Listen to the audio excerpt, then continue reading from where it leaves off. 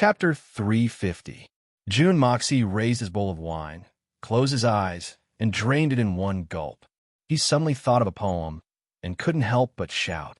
So what if your head is chopped off today? A life full of hardships and hundreds of battles. I'll go to Quantai to recruit the old troops, and with 100,000 flags, I'll behead the king of hell. Bang!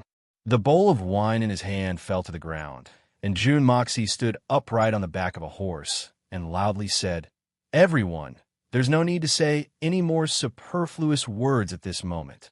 From now on, the Jun family will take care of all 300 of your families, whether it's birth, old age, sickness, death, weddings, funerals, as long as the Jun family exists in this world, and I, Jun Moxie, will not let them suffer even the slightest grievance." "Thank you, third young master. We will repay the Jun family's kindness in our next life." The faces of the 300 men were filled with gratitude at the same time. The reason why they had accepted this decisive battle was because they were moved by Jun Wui's heroic spirit, and also because this was the military law. If they didn't want to fight, then their heads would fall on the ground, and their parents, brothers, wives, and children would be tarnished as cowards, and it would be difficult for them to raise their heads again. No matter how difficult it would be, they wouldn't be able to refuse. But people are always afraid of death. Since ancient times, any great hero, and great swordsman could die without any regrets, but they didn't really want to die. These soldiers were the same. But now that they heard Jun Moxie's solemn promise, they couldn't help but feel that a gentleman would die for his bosom friend. They knew that this was a decisive battle, but their families didn't say anything. Instead, it was the people they didn't like who gave them the most reassuring promise. "Men, what is the purpose of a man's life? What is the purpose of a hard life? What is the purpose of a blood-soaked battle? In the end, it's nothing more than parents, wives, and children, especially when they're on the verge of death. Glory, splendor, wealth, and money are all thrown to the back of their minds. The only thing that makes them feel uneasy is their families." And right now, Jun and Moxie had already made the most solemn promise.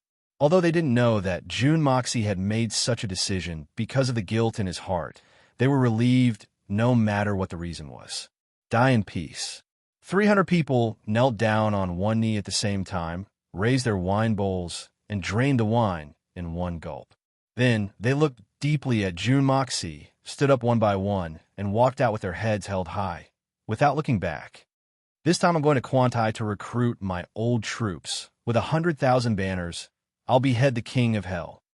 Jun Wui laughed and said, "Good poem. There are indeed countless good brothers of mine there. Let's go." At this moment, the 20,000 armored cavalrymen on both sides dismounted at the same time and knelt on the ground, saying in unison, "Farewell, Marshal. May the Marshal return victorious and victorious." Jun Wui's body stiffened as he heard the words "return victorious and victorious." But he didn't turn his head. Dongfang Wenqing and his two brothers stood straight like spears as they pushed Jun Wui forward steadily. A faint whimpering sound was heard from behind. The 20,000 soldiers were crawling on the ground. Banners were fluttering on the top of the southern Heaven City's walls. 4,000 soldiers had already lined up in front of the city's gates. Jun Wui was seated in a wheelchair. His face was calm as he stood at the forefront of the formation. No matter if he lived or died, at this moment, he'd already disregarded life and death. Xiao Han and the others were also in the formation. They looked at Jun Wui with a complacent expression, as if their scheme had succeeded. They had already predicted that this thorn in their side wouldn't be able to escape today. They had finally used the most proper method. They didn't need to do anything, but they had forced him into a dead end. Not far away, Li Ju Tian, Solitary Eagle, Lei Wu Bei, Shi Changshao, and Feng Wanyun were standing in a high place. They were looking at the battle from afar. Li Tengyun and the other families were standing behind them, watching the battle from the sidelines. Everyone had a different expression on their faces. It was obvious that they were thinking about something. What are our chances of winning today's battle? Feng Wanyun was dressed in black robes, had black hair, and had a black sword. He stood like a javelin as he looked at Jun Wooey in the distance. His heart was filled with regret. Such a good general and a good man is about to lose his life in front of me. But I can't help him. I don't even have a chance of winning. Solitary Eagle's face was gloomy. There was a faint anger in his eyes. It was obvious that he was on the verge of exploding. The way he looked at Li Ju Tian had long since lost the respect and admiration in his eyes. It was obvious that he was extremely dissatisfied with today's matter. On this matter, Solitary Falcon and Feng Wanyun, the two of them who had been enemies for half their lives, actually had the same opinion. Sure, Changxiao's face was also filled with an unhappy expression. Lei Wu Bei's face was expressionless. Li Ju Tian stood with his hands clasped behind his back. He looked calm on the surface, but his bones were brimming with arrogance. Li Ju Tian had always been tyrannical. Other people's opinions didn't matter. I don't care if I do things honorably or dishonorably. I'll beat whoever doesn't obey me. So what if you're a great master? I'll teach you a lesson if you dare to open your mouth. The bigger the fist, the bigger the reason. Feng Wanyun sighed. Feng Wanyun suddenly had an indescribable feeling of disgust towards the great master position that he had been pursuing all this time. Li Ju Tian's actions didn't resemble the bearing of the world's second most powerful great master. He was arrogant, overbearing, and overbearing. There wasn't a single redeeming quality about him apart from his extraordinary skills. In fact, there was nothing good about him. Feng Wanyun couldn't bear to see the Shui Hun Manor and the Silver Blizzard City joining hands. How could they settle their personal grudges at such a critical time?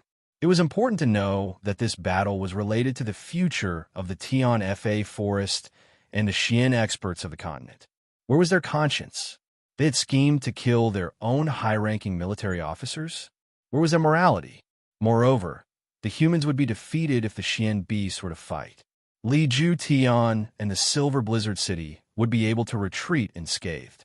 However, the Xian beasts would take advantage of the situation to invade the mainland, and the lives of millions of civilians would be in danger. Li Ju Tian, the great masters, and Shun Xian wouldn't be able to see it. The Silver Blizzard City was located at the peak of a snowy mountain and was far away from the mortal world. But could they stay away from the world forever? Although Feng Wanyun was a lone swordsman, he was cold on the outside but warm on the inside. He was warm-hearted and had a chivalrous heart. He couldn't stand these kinds of conspiracies. Moreover, he was using his strength to bully the weak. He was using the most despicable and shameless plot to deal with a respectable hero. So, what if he was a great master with such a temperament? If they failed, it would lead to a great calamity for thousands of li of the southern border. Could it be that they would be able to escape this eternal infamy? Would he be able to bear the burden of a great master? Don't tell me that we don't have a chance of winning this battle. Only 4,000 people are going to fight? Or are they going to die? What exactly are we here for? Are we here to watch a show? Feng Wanyun sneered and said in a loud voice, "This Feng has come from afar to help the people of Tian Fa. I'm doing my part for the common people of the world. I'm not here to be a lackey for the Shui Hun Manor. Why aren't you letting me fight? Why are you letting a few Tian, Xian, Earth Xian experts go?" He was a proud and arrogant man. He had already endured today's matter, but he couldn't bear it any longer since the battle was imminent. So, he had to say it out loud, even if the emperor was present. "I'm afraid that you, Feng Wanyun, don't have the right to speak here. And my Shui Hun Manor doesn't need a high-level henchman like you." Li Ju Tian clasped his hands behind his back. He didn't turn his head as he spoke in a faint voice. "Brother Feng, you may leave if you find this unpleasing to the eye. Of course, if you think that I'm in the wrong and want to teach me a thing or two, then I'll welcome you with open arms. I'm aware that I don't have the ability to teach great master Ju Tian." Feng Wanyun Langlang replied. "It's not that I don't want to teach you a thing or two. What she was implying was, I would have beaten you to a pulp if I could. Feng Wanyun, I respect you as a senior. But don't push your luck. Who do you think you are? What do you think this place is? You dare to be rude to my father? You got guts." Li Tengyun shouted from behind. Feng Wanyun's complexion turned ice cold. Bang! Li Tongyun somersaulted, and his face swelled up. You're the one who's being impudent, you bastard. Do you think you can call out Feng Wanyun's name? Two figures flashed in quick succession. It was the solitary falcon. Among everyone present, only the solitary falcon's speed was faster than Feng Wanyun's. He saw Feng Wanyun's hand move downwards and knew that something was wrong. So he rushed to slap Li Tongyun. Feng Wanyun's hand was on the hilt of his sword the moment Li Tongyun slapped Li Tongyun. Who was Feng Wanyun? How could a youngster like Li Tongyun insult him? This youngster was the son of the second great master. But he was nothing more than an ant in Feng Wanyun's eyes. Jun Moxie would have used an ancient poem to describe Feng Wanyun. 10 steps to kill a man, 1,000 miles unstoppable. No one in the world would have been able to save Li Tongyun if Feng Wanyun's hand had been on the hilt of his sword before Solitary Eagle had moved. Even Li Ju-tian wouldn't have been able to save him. Feng Wanyun was a top-notch expert on the same level as the 8 great masters. So, he didn't need a second sword to deal with Li Tongyun. The solitary falcon had taught Li Tongyun a lesson. He had saved Li Tongyun's life, but he had also saved Feng Wanyun. After all, Feng Wanyun would have been hunted down by Li Ju-tian if he had killed Li Tongyun, and Feng Wanyun would have been finished if that had happened. It wasn't worth risking the life of Feng Wanyun for the sake of a good-for-nothing bastard like Li Tongyun. Solitary Falcon had been fighting with Feng Wanyun for the past few decades, and they had developed a deep appreciation for each other. Although the two of them would fight whenever they met, but in their hearts, they had already become good friends. So, he naturally wanted to help Feng Wanyun resolve this crisis. Chapter 351. Feng Wanyun's ice-cold eyes glared at Solitary Eagle. Then, he turned to Li Tongyun, who was lying on the ground. His voice was as cold as ice. Li Tongyun, you must understand that you can't provoke just anyone. Feng Wanyun, don't care if the person I want to kill is a relative of the emperor or the son of a great master. You're very lucky. I may not give face to your father, but I can't ignore the kindness of the 2 great masters. Fierce Gale Sword God, you're very awe-inspiring. Li Ju-tian finally turned around. Langling looked at Feng Wanyun with an undisguised murderous look in her eyes. Shi Changshao and Lei Wu Bei stepped forward to mediate. The enemy was right in front of them. Why couldn't there be internal strife at this critical juncture? Feng Wanyun didn't show any weakness as he held his sword. A long while passed before a cold smile appeared on his face. He slowly shook his head and said, "It seems that I shouldn't have come today." Then he suddenly turned around and said, "Everyone, this Feng will take his leave." His figure flew high into the sky as he said this. He then shouted in a stern voice, "Jun Wui, I will drink with you if you don't die today. I, Feng Wanyun, have seen you in danger today, but I am powerless to do anything. I will repay the Jun family in the future. Farewell." His voice hadn't even faded when his body made a turn in the air. Then a brilliant ray of sword light shot out. Feng Wanyun's body followed that ray of light and disappeared into the distance like a meteor. His sneer remained in the sky. The Silver Blizzard City and the Shuehun Manor are very famous, but they're nothing more than mediocre. Ha ha! His voice echoed in the valley. Mediocre, mediocre, mediocre. Junwoo Yi, who was at the front of the battle formation, was startled. He looked at the brilliant sword light in the sky, and a trace of warmth appeared on his cold face. "Thank you very much," Jun Wui softly said. It seemed as if he was speaking to himself. A warm feeling welled up in his heart. There's still justice in this world. There's still a lovely world. Li Ju-tian's face turned ashen in an instant. He looked at his son's swollen face and saw blood flowing from the corner of his mouth. He abruptly raised his head and looked at Solitary Eagle and Shi Changshao. He saw that both of them had displeased looks on their faces, so he angrily asked, "May I ask the 2 supreme martial artists, do you also think that this old man's behavior is very inappropriate?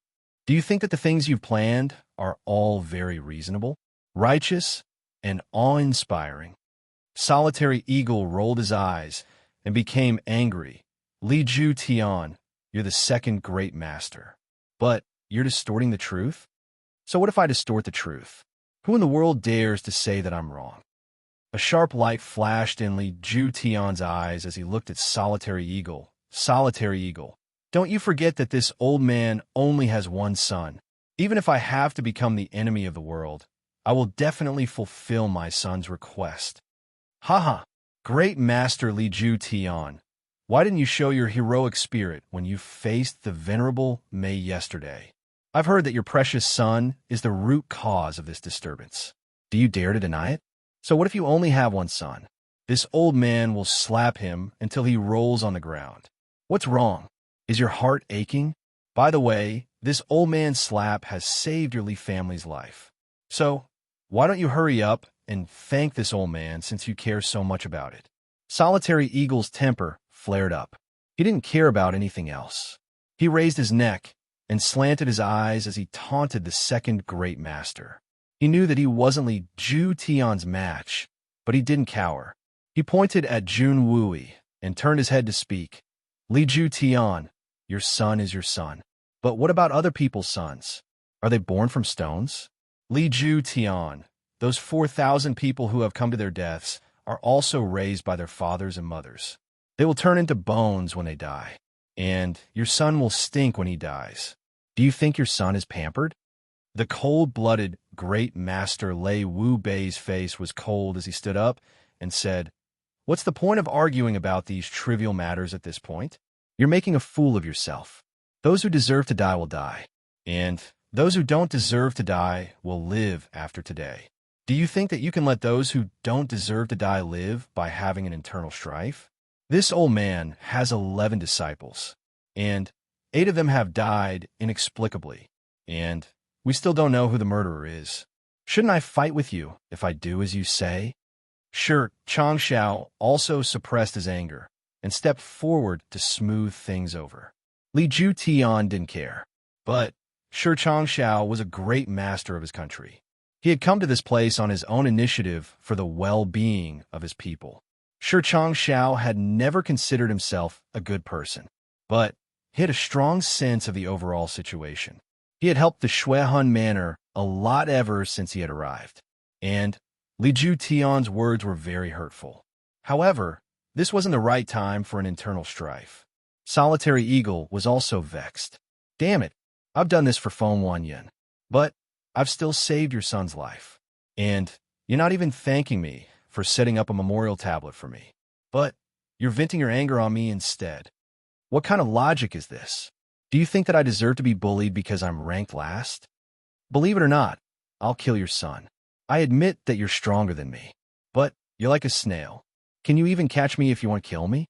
The weaker spirit Xian experts, like Xiao Buyu and the others, also stepped forward to mediate. Eventually, the 4 great masters snorted and turned their heads away one after another. Solitary Eagle was extremely anxious in his heart. He had learned from Jun Moxie that Li Tungyun was the root cause of this matter. But he couldn't understand why Jun Moxie hadn't allowed him to stop Jun Wui from fighting. Moreover, he didn't know where Jun Moxie had gotten his confidence from. His heart was in a mess. He would look around from time to time in search of Jun Moxie's traces. Solitary Eagle hadn't participated in this matter, but he had received Jun Moxie's warning in advance. However, Jun Daxiao had already flown away, so nobody knew where he had gone. Suddenly, a black cloud rose from the direction of the Tian Fa forest in the distance, and it was moving forward at a rapid speed. These were countless flying Xian beasts. Dust and smoke rose from the ground. Then, a thunderous sound rolled over. It could be heard from the sound that it was impossible to tell how many Xian beasts were running at the same time in order to create such a huge and earth-shattering sound. There was a subtle fluctuation in the air. Then, a power that was comparable to the speed of sound came out to meet the sound. It was Jun Moxie who was using his meteor-like escape technique. A somewhat hoarse voice pierced through the air from afar. Li Ju Tian, are you ready on your side? A small black in the sky rapidly grew bigger as this voice echoed. A mysterious person shrouded in a black robe flew over like a meteor from afar. Then he suddenly came to a screeching halt when he was about 100 feet away from everyone. He then stopped in midair. This precise control of his movements was enough to make everyone slap the table and exclaim in admiration. But this person had suddenly stopped in midair. The amount of xian-qi needed to accomplish this was even more shocking. Venerable Mei. Li Ju Tian cupped his hands and saluted along with the other three great masters. I trust you've been well since we last met. Respect for the true pinnacle powerhouses was an inevitable principle in any world. However, Li Ju Tian hadn't expected that his words would provoke such an unexpected reaction. In fact, it was as if a volcano had been set off. The phrase, "I trust you've been well since we last met," wasn't an exaggeration. But the problem was that Li Ju Tian's question was an issue. But the Venerable Mei himself had said, "I trust you've been well since we last met." Venerable Mei's cultivation was very high. But his body trembled when he heard the phrase, "I trust you've been well since we last met." In fact, he nearly fell from the sky. He managed to stabilize his body in time, but he still fell by more than 10 feet. Then he gritted his teeth and said, "Li Ju Tian, don't you have anything else to say? We just talked 3 days ago. What do you mean by, 'I trust you've been well since we last met'? I think you don't have a brain. Or, there's mold in your brain. Or, is your brain stuffed with tofu dregs? Has your brain gone stupid from practicing martial arts? You're a bastard. You old bastard. Why don't you go and die?" This peerless expert had casually greeted him, and had started to curse like a shrew in the street. It was truly incomprehensible to the extreme. Li Ju Tian was furious and depressed. "Damn it. I've asked you if you've been well since we last met. Is that a crime? Damn it. You're simply unreasonable. You're reacting as if you've been stabbed in the ass. Is this necessary? I'm the second great master, but you don't even know how to leave me some face. You've shredded all pretense of cordiality. What's the difference between this and a shrew's behavior? Venerable? Bullshit venerable. How could someone of Li Ju Tian's status be willing to be humiliated?" His complexion couldn't help but turn cold. Venerable Mei seems to be very angry today. "Don't tell me that you've been disrespectful. You bastard Li Ju Tian. Are you talking to this venerable one? Don't you have any respect for your superiors?" Venerable Mei became like a cat whose tail had been stepped on. He jumped up, and his voice became exceptionally sharp. Jun Mo Xie wasn't a person without self-restraint. However, Li Ju Tian was out of luck that day. That was because Venerable Mei had taken every word that he had asked to Li Ju Tian's ears. Therefore, Venerable Mei had taken his words to mean something else.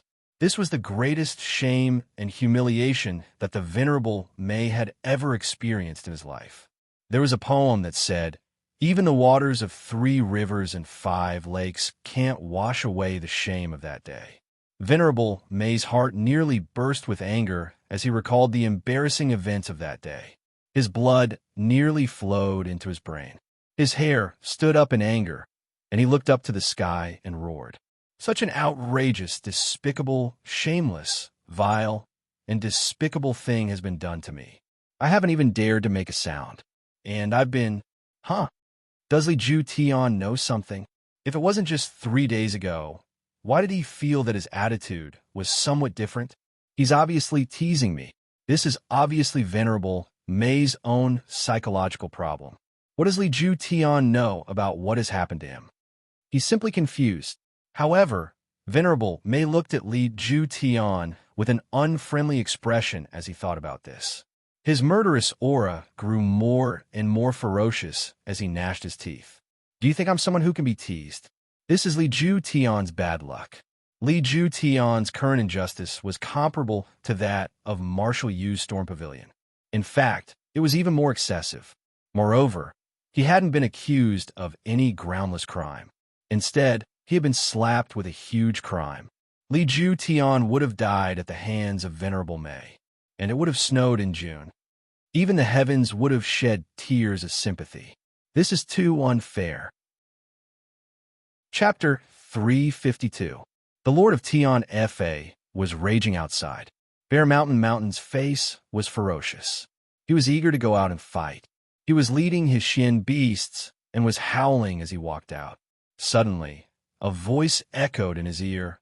"Old Bear, will you fight the first battle today?" Big Bear was stunned.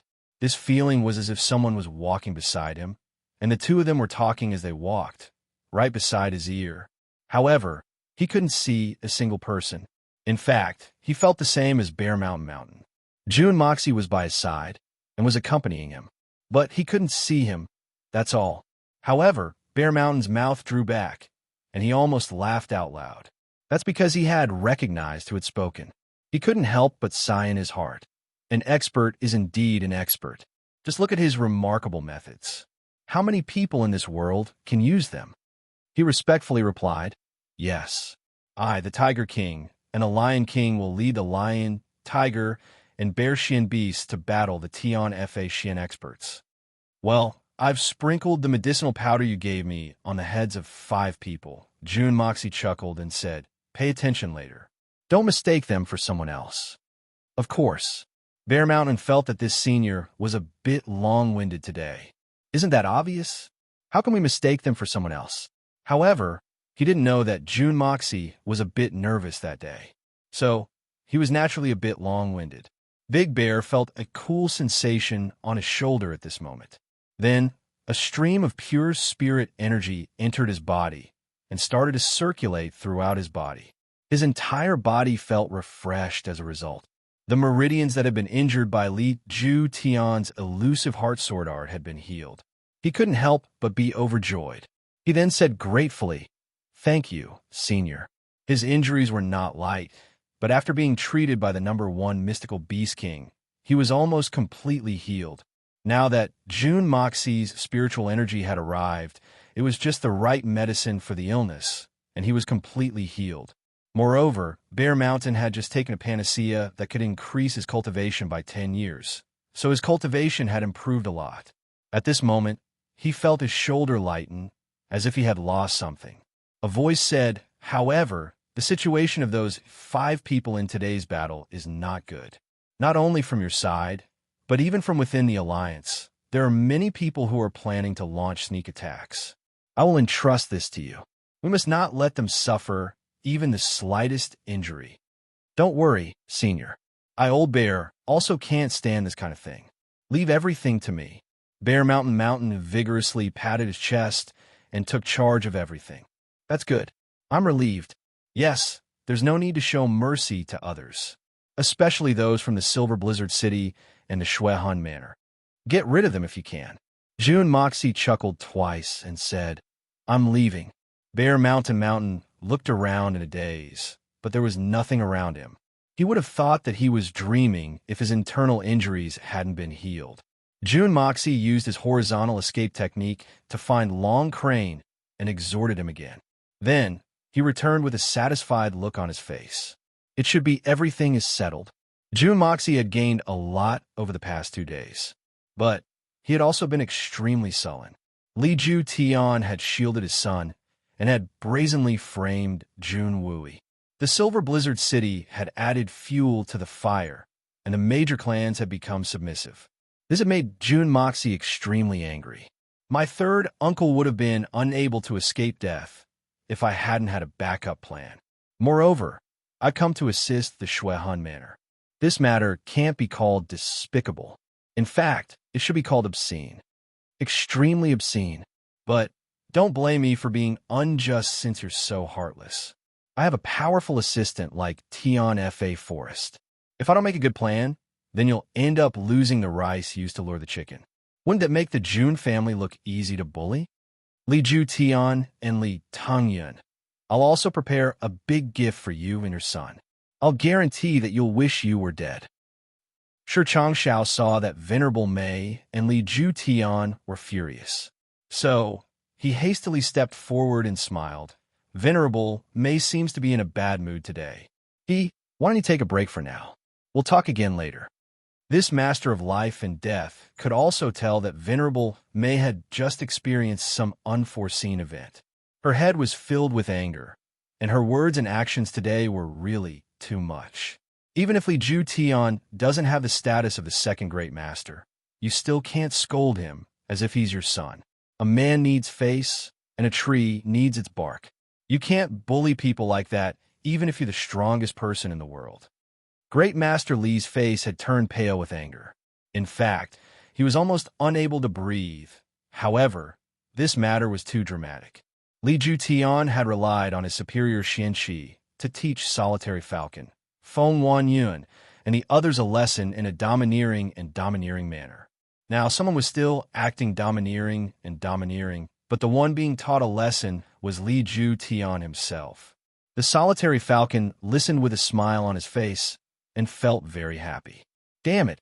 It said that the river flows east for 30 years and then west for 30 years. But it doesn't seem to be accurate. Look at what happened today. How could it take 30 years? 3 blinks of an eye was enough. How delightful. Not in a good mood. Humph. Venerable Mei snorted as he listened to Shi Changxiao's words. Then he suddenly pointed his finger at Li Tian and spoke in a stern voice, who said that I'm not in a good mood. This old bastard is courting death. This 3-legged plaything dares to call himself the second great master? He's shameless to the extreme. He's pitiful and ridiculous. He has the expression of a bastard who deserves a beating, and his entire body is like a tortoise. Who the hell is this? He dares to strut around in front of me. Call your master's wife over and ask them if they dare. Li Tian was furious. He looked up to the sky and roared. His murderous aura soared, and his robes fluttered even though there was no wind. He was extremely humiliated and had finally broken out. His face contorted with anger as he roared. Venerable Mei, I respect you as the great master of Tian Fa. So, I wanted to settle this matter peacefully. But you've humiliated me again and again. Do you think that I, Li Tian, am afraid of you? Even if he was made of clay, he would still have some anger, let alone the second most famous supreme being in the world. Li Tian wouldn't have the face to continue living in this world if he didn't get back at him for being cursed at like this. Second great master? Eat my fart. Do you expect me to say that it smells good when someone rides on my neck and defecates?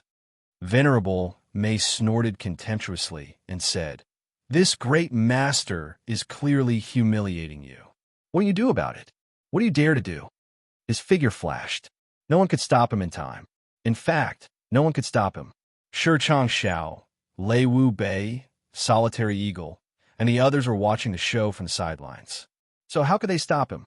Li Tian's body pounced forward like a storm. He unleashed his self-created 13 swords of Ju Tian in a fit of rage. A cold sword suddenly appeared, and a strong wind blew. The surrounding crowd couldn't help but feel the sharp aura of the sword rushing towards them. Everyone's clothes fluttered in the wind, and their faces felt a faint pain. They couldn't help but take a few steps back. Li Tian's feet had left a deep trench in the ground, and dust was flying everywhere. Venerable Mei softly shouted from midair, Come at me! His wide black cloak swirled in the wind and transformed into a mass of thick black fog. It seemed as if he was trying to swallow the entire world. He didn't try to evade, and instead went forward to meet Li Tian's attack with a loud rumble. The battle between the two sides hadn't even begun yet, but the leaders of both sides had already started a fight. Moreover, the situation was very intense. Li Tian's heart was filled with rage, grief, and humiliation. Venerable Mei's pain was indescribable.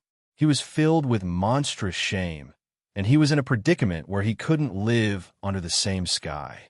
In the span of 3 moves, both of them had unleashed their strongest abilities, and they had even used their most deadly moves. Moreover, it wasn't just once. The location of the decisive battle was a small basin between 2 mountains. The distance between the 2 mountains was at least 5 kilometers. However, when the 2 of them exchanged blows, they were like primordial demon gods riding on the clouds and mist, twisting and turning between the clouds and mist. Every movement was so fast that it was too much for one's eyes to follow. They fought from one side to the other like lightning, and then from the other side, one chasing the other back. The explosion in midair was like that of a mad god on a hot summer day. Thunderbolts continued to fall down. Finally, a loud explosion resounded in the middle of the sky. A black silhouette shot up several dozen meters into the sky like a rocket. Then, another silhouette fell down like a meteor towards the place where Solitary Eagle and the others were. The person who fell down was Li Ju-Tian. He had been struck down from the sky by Venerable May's ferocious and earth-shattering offensive. No one had seen it, but he was well aware that his shoulders, chest, and abdomen had received 3 palm strikes in that last collision. And they had received 3 solid palm strikes. Great Master Li Ju-Tian had intended to support himself with all his might. He wanted to maintain his figure and at least not be in a difficult situation. But he had fallen too fiercely, so he had no room to control his fall. He crashed on the ground and created a huge crater. He didn't fall, but he staggered backwards. It seemed as if a giant was trying to break open a mountain. He had created a deep trench in the rocky ground under his feet. Venerable May's deadly pursuit hadn't stopped yet. A long and sharp whistling sound was heard in midair as a black silhouette pierced through the sky. Its speed was so fast that even its black robe had been torn to shreds by the rapid descent. In fact, a faint green smoke was curling around the edges of the black robe. Just by relying on his own speed, he had almost set the black robe on fire. A white and smooth, jade-like hand stretched out of the black robe for the first time. It was delicate and lovely. It seemed as if it had been carved out of white jade. However, this infinitely beautiful and delicate hand carried an infinitely frightening, murderous intention. It fell mercilessly towards Li Ju-Tian. Li Ju-Tian screamed wildly. He gathered the remaining strength of his body and launched a desperate counterattack. Shi Changxiao, Lei Wu Bei, and Solitary Eagle had discovered Li Ju-Tian's crisis at the same time. They loathed this man, but they knew that Li Ju-Tian couldn't die in this situation. They would lose their greatest support if Li Ju-Tian were to die. And Venerable May had gone berserk today. So it was likely that no one would be able to survive this. The 3 of them seemed to have a tacit understanding. They leapt forward at the same time and attacked with all their strength. Meanwhile, the 2nd, 5th, and 8th elders of the Silver Blizzard City had also caught up. The 7 great experts had joined forces to resist this tyrannical and deadly blow. Venerable May roared in the air. He then shouted coldly, "Come at me." He didn't even try to dodge. In fact, it was obvious that he had increased his strength by a few points. Bang, bang, bang, bang, bang. A series of sounds of violent collisions were heard. Then, a slender black silhouette rose into the sky. It flashed and returned to the sky above the Tian Fa forest. Then, it slowly descended and landed on the top of a towering tree.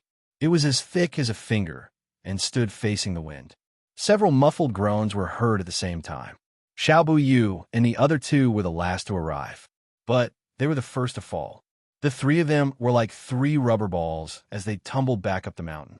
The solitary falcon's body soared several meters into the air like an eagle spreading its wings.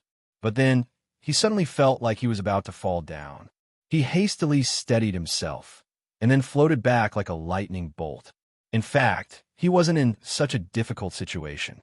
Lei Wu Bei's face turned red. He spun as he retreated. He hadn't even stopped spinning when he jumped away from the core of the mountain. Shi Changxiao's clothes had been torn to shreds. He looked like a butterfly fluttering in the sky. He didn't have enough time to do anything. So, he quickly retreated to a distance of 30 meters away. Then, he somersaulted and retreated another 30 meters. However, Li Ju-Tian was the one who had suffered the most damage. Blood spilled from the corners of his mouth. He roared furiously and jumped into the air. Then, he disappeared in a flash. At this moment, an earth-shattering sound suddenly rang out from the center where the 8 people had clashed head-on. A huge mushroom cloud shot out with rocks flying in all directions, covering the entire sky in an instant. This situation was similar to a volcanic eruption. The smaller stones were the size of a fist, and the bigger ones were several meters in diameter. They soared into the sky as if they could destroy the world. The smaller stones disappeared without a trace. It was unknown where they had flown to. A long time passed. Then the millstone-sized stones and the head-sized stones fell down like a meteor shower. The ground shook like a sieve as they smashed down. When the energies of the 8 experts suddenly collided with each other, under the restraint of each other, there was actually a slight delay in the air. It was as if a big explosion was brewing, and it was only at this moment that it truly erupted. But the power of this earth-shattering explosion was enough to shock any expert. They would feel a chill run down their spines, and their legs would tremble for a while. Li Ju-Tian and the others had been standing on that small hill. However, more than half of it had been flattened by the explosion. Moreover, a huge pit of unknown depth had appeared on the ground. The reason why no one knew how deep it was because water had seeped out of the ground. The water was extremely turbid and was making a gurgling sound. Everyone, including Bear Mountain Sean, had come out of the Tian Fa forest in a threatening manner. Everyone was so shocked that their mouths were wide open. They sucked in a mouthful of cold air. Is this something that can be done by a human? Oh my God, this is too scary. Bear Mountain Sean was the most unlucky one. He was too shaken by this explosion. His eyes were wide open, and his mouth was wide open. Even his beard was standing straight. Then, a stone the size of an egg flew into his mouth. It made 2 clanging sounds and nearly knocked 2 of Bear Mountain Shan's teeth out. If it was an ordinary person, not to mention his teeth, even his tongue would have been smashed. But what was Bear Mountain Sean? He was a bear. Moreover, he was a bear king. His teeth were very strong. So, he was lucky that they didn't fall out. But his head was buzzing from the impact. His upper and lower lips subconsciously closed, and he chewed the stone to pieces with a crunch sound. Then his tongue subconsciously curled up, and he swallowed the stone in an inexplicable manner. Cough, cough. I'll say a few words about the explosion. First, I found a big flaw in the book. So, I've been thinking of ways to remedy it. Second, I'm going to Shanghai on the 29th. I don't have an airport here, so I'll need to leave a day earlier. That is, I'll arrive at Jinan on the afternoon of the 28th. So, I'll be able to reach home on the afternoon of the 31st. So, I'll have nearly 4 days left. So, I'm working hard to save some manuscripts. Everyone knows that my typing speed is really rubbish. Therefore, I've been working overtime these past few days. I've calculated that I'll be able to save 2,000 characters a day. I want to cover my face when I talk about writing speed. I'm still using Sogu Pinyin. My eyes are glued to the keyboard, but there's still a lot of typos. Chapter 353. The 7 great experts had joined hands, but they had only managed to achieve a near tie with Venerable May. Venerable May had used some tricks, but one mustn't forget that the 4 great masters had joined hands. Moreover, they had the support of 3 of Shun Xian's experts. Venerable May's Xian Shi had obviously reached a profound realm that would strike fear into the hearts of anyone who looked at it. This level of frightening strength was worthy of being at the peak of perfection in this world. The dust dispersed, and Li Ju-Tian, Lei Wu Bei, Shi Chong Xiao, and Solitary Eagle appeared on the top of the hill. Xiao Bu Yu and the other 2 were sitting cross-legged on the hilltop. Their complexions were deathly pale. The 3 of them were quite unlucky. They were only at the Spirit Xian realm, so the martial power was relatively weak. So they had already suffered internal injuries from the recoil. It wasn't too serious. However, it had already affected their strength. Moreover, they had been too slow in evading the explosion, so they had been affected a little. This had made their situation even worse. Every bit of damage to their strength could lead to life-threatening danger at such a critical moment. So, how could the 3 of them not seize the time to recover? However, they weren't the most unlucky ones. The young master, Jun, couldn't wait to come out after he had made his arrangements. He then hid himself in the sky and watched the big show. He was in high spirits. The Lord of Tian Fa had cursed Li Ju-Tian. The young master Jun was so happy that he had danced with joy. In fact, he had wanted to applaud and cheer loudly. So, it was very satisfying to watch the confrontation between the 2 peak experts. However, extreme joy turned to sorrow at the most satisfying and exciting moment. Suddenly, an explosion occurred below him. He wasn't a spirit Xian expert, after all, so he wasn't aware of what was going to happen in the next moment. Therefore, he was caught off guard. So, he was blown up by the strong momentum. Then, a huge rock flew up from the ground. It was almost 3 feet in diameter. Then, it landed right under his buttocks. Then, it carried him up into the sky. June Moxie's buttocks felt like they were hit by a huge discus, a red-hot discus. His buttocks were smashed and stuck to the surface. June Moxie was in so much pain that he almost screamed at the sky. 2F * King accurate. My August 15th is going to be a disaster. This brother is still in the state of yin-yang escape. June Moxie finally thought of escaping when he was high up in the sky. However, before he left, he naturally couldn't let go of this big rock that had tortured him. He gave a hard kick, and it immediately broke into pieces. June Moxie also took this opportunity to hide in the Hongjun Pagoda. It was truly thrilling. This was also the reason why everyone could only watch helplessly as a large stone slab with a circumference of 3 meters flew into the air, but did not fall. Because under young Master June's vengeance, he had already been torn into pieces. Venerable May stood at the top of a tree in the distance. He looked towards the sky in a suspicious manner and had a pensive look on his face. Then, his attention was attracted by the 4 great masters. He clenched his teeth, and his black cloak fluttered in the wind. He was about to attack again.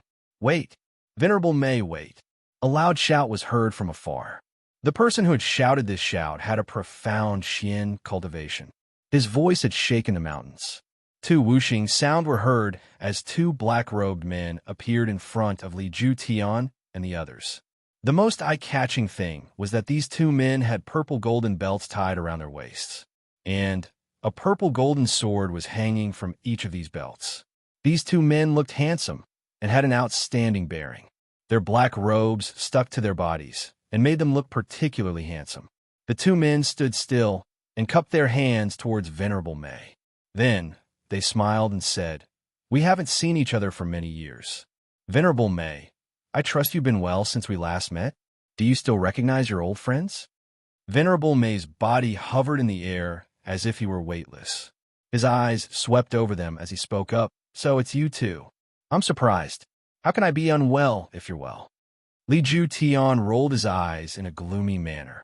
These 2 men had also said, "I trust you've been well since we last met." But the problem is that Venerable May didn't get angry when they said those words. So, why did I have to suffer a world-destroying rage when I said the same thing? One of the middle-aged men laughed and said, "Venerable May had already swept through the world in the past. I see that the Venerable May's Xian cultivation has improved by leaps and bounds. This is a cause for celebration." Cause for celebration? This Venerable must congratulate the 2 of you. The 2 great masters of the past have mysteriously disappeared for no reason. They haven't appeared in the world for decades. But it turns out that you've gone to the Hermitage to become the Purple Gold Guardians. Congratulations. Venerable May Lang spoke up. Then he suddenly rolled his eyes and spoke up in a deep voice. "Lei Bao Yu, Bu Kuang Feng, the 2 earth-shattering swordsmen of the past, the great masters of the rainstorm and hurricane. Why have you graced Tian Fa with your presence?" Most of the people present were clueless as soon as these words were spoken. These 2 names were too distant for most of them. However, Li Ju Tian and the other great masters, the elders of the Silver Blizzard City, and a few of the older leaders of the families had a surprised and startled expression on their faces.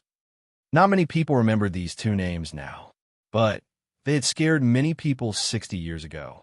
In fact, their souls would have flown away in fright if they'd heard these 2 names. Everyone who had stepped into the circle of Xian experts couldn't help but tremble when they heard these 2 names. There were 2 pairs of sworn brothers among the 8 great masters of the past. They were inseparable and were the nightmare of the Xian experts of the Jianghu. Fortunately, these 2 pairs of sworn brothers didn't see eye to eye with each other. So they kept each other in check. So they would fight every few days. and it would be an earth-shattering battle whenever they met. Moreover, these four men's temperaments were neither good nor evil. They didn't have any misgivings. They did whatever they wanted, and they'd stirred the world into chaos at that time. However, just when the four of them were at the height of their fame, they suddenly disappeared at the same time. Everyone had guessed that the four of them had perished together at that time. Countless people had clapped their hands in delight, and the legend of these four men had gradually faded away.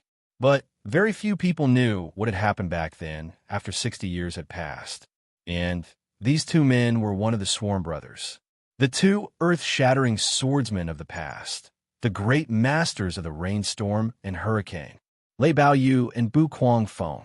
As for the other pair of Swarm brothers, they were two other eccentrics who shared the same fame back then. Cut through the wind and clouds, cut through the sky, Ren Ping Sheng, Ren Ping Sheng.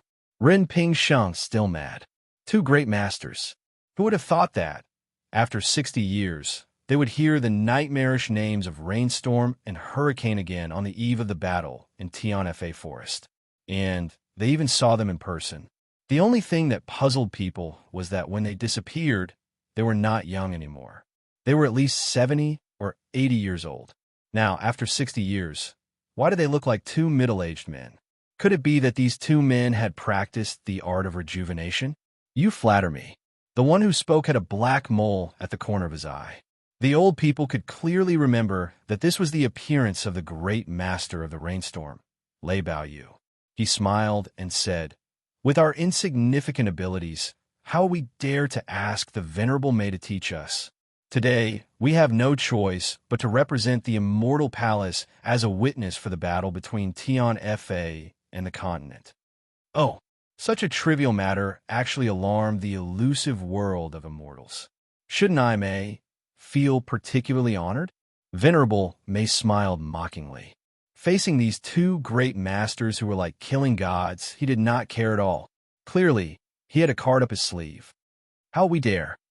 But before we came, the palace lord specifically asked us to pass on a message to the Venerable May. Bu Kuang Feng said casually. Please speak. I don't know what that hypocrite wants to tell me. Venerable May asked in a seemingly interested manner. Hearing him say hypocrite, Bu Kuang Feng's face twitched, but he forcibly suppressed his anger and said, "The palace lord said, in the battle of Tianfa, there is no harm in fighting, but Venerable May must be in control of propriety. Whether it's a battle between Xian cultivators or a battle between the three holy lands, the common people are innocent. I hope that the Venerable May will show mercy." Haha, you're still pretending to bemoan the state of the universe and pity the fate of mankind. Venerable May laughed and said, "But our Tianfa forest has always done whatever we want. We've never been controlled by anyone or any force. So, what can the Hermitage do? Does he want to command our Tianfa? That's a big joke. Whatever the Venerable May wants to do, we won't interfere. We can't interfere either. We won't help either side, no matter what the outcome of this battle is. We will only report today's matter truthfully. Everything will be decided by the palace lord." Bu Kuang Feng smiled. Venerable May snorted heavily and said, "The two world-shaking swordsmen of yesteryear, the two great masters of the rainstorm and fierce wind, roamed the Jianghu. They were happy to repay kindness and enmity. They helped each other and swept the world unhindered. How unrestrained and unruly. How incisive. I didn't expect that he would become like this after becoming the elusive world of immortals' purple gold law protector. I really admire your palace master's methods of teaching people. It would be strange if the two of you weren't battered and exhausted if you were to meet Ren Ping Sheng and Yin Kuang again." His words clearly implied that the rainstorm and fierce wind were very servile. They didn't spit out any vulgarities, but the insult was unbearable. Moreover, he had compared them to their old rivals. He had pointed out that the two men looked young, but hadn't made much progress in their cultivation. In fact, they weren't Ren Ping Sheng and Yin Kuang's opponents. Lei Bao Yu and Bu Kuang Feng's faces twitched. Their eyes flashed with intense anger. They pressed their right hands on the hilts of their swords and took a step forward. Li Ju Tian's face lit up with happiness. Are these two going to attack? Our chances of victory will be much better if we get them involved. Lei Bao Yu and Bu Guangfeng suddenly retracted their steps as he was thinking about this. Lei Bao Yu faced Venerable Mei and spoke up in an indifferent manner. Venerable Mei is an expert of the present age, so there's no need to deliberately provoke us. It's inconvenient to fight today, but that doesn't mean that there won't be an opportunity in the future. If Venerable Mei is interested in fighting today, then we two brothers will accompany you. Venerable Mei's black robe issued a whistling sound in the air. He seemed to be smiling as he replied, "Oh, today is the Ghost Festival, so I'll have to go home to spend the festival with my parents after this chapter." Chapter 354. Today is the second time. Bu Guangfeng spoke in a gloomy manner. Venerable Mei is very interested in the Palace Lord's methods. So, why don't you go and give it a try? I believe that Venerable Mei will be very different. At least, he won't be the same as his brothers. Even Li Ju Tian didn't understand the meaning behind his words. However, he didn't know what he meant by those words. However, Venerable Mei had already become angry. His black robe fluttered in the wind, and it seemed that he was about to attack. However, he regained his composure after a while and spoke up, "Hermitage, I will go. I will let your palace lord know the fate of a hypocrite." Lei Baoyu was about to speak, but Venerable Mei cut him off. "If you two wish to participate in the battle today, then come up. But if you're only here to bear witness, then step aside. I'm not interested in bickering with you two. Step back." "Very well, since we come to bear witness. Then, ask Venerable Mei to lay down the rules." Lei Baoyu's face turned cold as he spoke. "It's simple. 3 battles will determine the winner. The first battle will be the Battle of the Legions. The second battle will be the Battle of the Leaders. And the third battle will be the decisive battle." Venerable Mei snorted and said, "The Xian beasts of Tian Fa will retreat into the depths of the forest if you win, and they will never appear again. But there are 3 conditions if you lose. First, Li Ju Tian must hand over the Panther King's Xian core. Second, no Xian expert of the continent is allowed to enter Tian Fa from now on. I will take the lives of 10,000 Xian beasts for every person who enters, and 20,000 lives for 2 people who enter. This includes the entire family of the person who enters. Third, I want the legs of Li Ju Tian's son. His son is the cause of this battle, so it must end with him. These conditions are too unfair." Bu Guangfeng sneered and said, "You only need to retreat if you lose. But you want 3 conditions if we lose? Venerable Mei, don't you think this is too much? Why would there be a dispute if you didn't enter Tian Fa? How did the Panther King Xian Dan end up in Li Ju Tian's stomach? Bu Guangfeng, are you trying to distort the truth?" Venerable Mei shouted angrily. Li Ju Tian took a step forward and spoke up in a stern voice. "This matter was caused by your Tian Fa forest. What does it have to do with me and my son? You've come to confuse right and wrong and push all the blame onto our side. Venerable Mei, if you're talking about distorting the truth, I'm afraid you're the real one. Furthermore, what does the pinnacle battle have to do with my son? Why is my son's legs the third condition? Venerable Mei, don't you think you're going too far? What kind of ability does my son have to stir up such a storm? What you said is too ridiculous." Venerable Li was furious to the extreme. At the same time, he felt as if he had shot himself in the foot. He had pushed Jun Wui into the arena according to his son's request. So, he was only equipped with the weakest 4,000 people. It could be said that he was going to throw his life away. In other words, there was no doubt that they would lose this battle. There was no chance of winning at all. Anyone with eyes could see this point. But now, Venerable Mei had raised her conditions. The outcome of this battle was related to her son's legs. He was at a loss as to what to do. Wouldn't Li Tongyin have schemed and schemed against Jun Wui? But wouldn't he also lose his legs? What would be the point of Jun Wui's death if that's the case? I'm an easygoing person. It's not a problem if Great Master Li Ju Tian doesn't agree. I'll lead my army to attack the continent. But you can't blame me for the destruction of the mortal world. I've already proposed a peaceful solution. So, I can't do anything if you don't agree. Venerable May looked at Li Ju Tian in a calm and unruffled manner. It didn't matter to him whether the other party would agree or not. In any case, it was imperative that Tian Fa establish its might. These three conditions won't change. Do you agree or not? I don't believe that you, Li Ju Tian, can offend the world even if you're the second great master.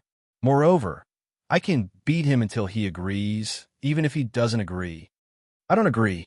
I agree. Two different voices came from Li Ju Tian and Lei Baoyu. Protector Lei, this matter needs to be considered. Li Ju Tian was so angry that he almost vomited blood, but he knew that he couldn't afford to provoke hermitage. Li Ju Tian was the second most respected great master in the secular world, but he was well aware that his status as the second most respected great master was nothing in the eyes of the elusive land of the immortals. Lei Buyu and Bu Guangfeng weren't people that he could contend with. There's no need to consider. This is the palace lord's order. Lei Baoyu waved his hand and interrupted Li Ju Tian. Then he lowered his voice and spoke. Brother Li, don't be impatient. Venerable May won't make things difficult for your young master, even if he loses. Taking 10,000 steps back, your young master would at most lose a pair of legs. His life would definitely not be in danger. But the three holy lands will find someone to take responsibility for this Xian beast catastrophe if we don't agree to Venerable May's conditions. Right, Brother Li? But Li Ju Tian wanted to say that he had already swallowed the Leopard King's Xiandan. So how could he spit it out? But he swallowed the words back. The Leopard King had already swallowed the Xiandan, but he had sealed in his Dantian with his Xian Qi. So he was waiting for the bear's heart to take it. Therefore, the Xiandan was still intact. But what would Lei Baoyu and Bu Guangfeng think if they knew that the Xiandan was still intact? Li Ju Tian put himself in their shoes, and he asked himself if he were in their shoes. In fact, he would have certainly tried to snatch it. As for the current him, how would he be able to contend against the joint forces of these two veteran supreme martial artists? Lei Baoyu and Bu Guangfeng saw that Li Ju Tian was speechless, so they assumed that he had approved of the conditions. Then they turned to Venerable May and asked, Venerable May, can we start the battle now? Venerable May nodded slowly. She didn't speak any more nonsense. She raised her hand, and a small golden sword flew out of her hand. It emitted a whistling sound in the air. It seemed as if a gale was blowing. It was the sound of that small sword tearing through the air. It was reasonable to say that the small sword should have been flying at a very fast speed since it could produce such a loud sound. In fact, it should have been close to the speed of sound. But it was moving very slowly. In fact, it was twice as fast as an ordinary arrow. However, a golden sword light was getting thicker and thicker behind the golden sword. It seemed as if a golden dragon had soared to the ninth heaven. It stretched across the sky above the plaza between the two mountains until it was nailed to the other side of the mountain. Then, the roar of the dragon and the roar of the tiger continued to echo. Battle order! Li Ju Tian raised his right hand at the same time, and a fire arrow exploded in the air. A cruel look appeared on his face. Bear Mountain roared like a thunderclap from the ninth heaven. He took the lead and rushed out. The tiger, the leopard, and the bear, the other three Xian beasts, followed behind him. They were led by the three Xian beast kings, and they rushed out like a gust of wind. There were exactly 4,000 Xian beasts in total. On the other side, Junwu quickly waved the flag in his hand, and the 4,000-man army formation changed into a cone-shaped formation in a very short time. But it was in order to stay put. Junwu wasn't aware of the inside story, but he knew that the 4,000 soldiers on his side were at a disadvantage against the 4,000 Xian beasts of the other side. The difference in strength was several times greater. So, it wouldn't be a confrontation between the two sides if they didn't use any strategy. Instead, it would be a one-sided massacre. His original plan was to dig a trap in front of them. Then, the 4,000 soldiers would wait for the Xian beasts to come closer. Then, they would fire their concealed weapons at the same time. And they would get rid of some of the weaker Xian beasts. Then, they would use their superior strength to break through the encirclement. In other words, they would gather their strongest experts in groups of 7 or 8. And they would attack and kill some of the Xian beasts regardless of the consequences. Then, the others would try their best to stall for time. And they would return as soon as the battle was over. Sacrifices would be unavoidable in this way, but it would greatly increase their chances of victory.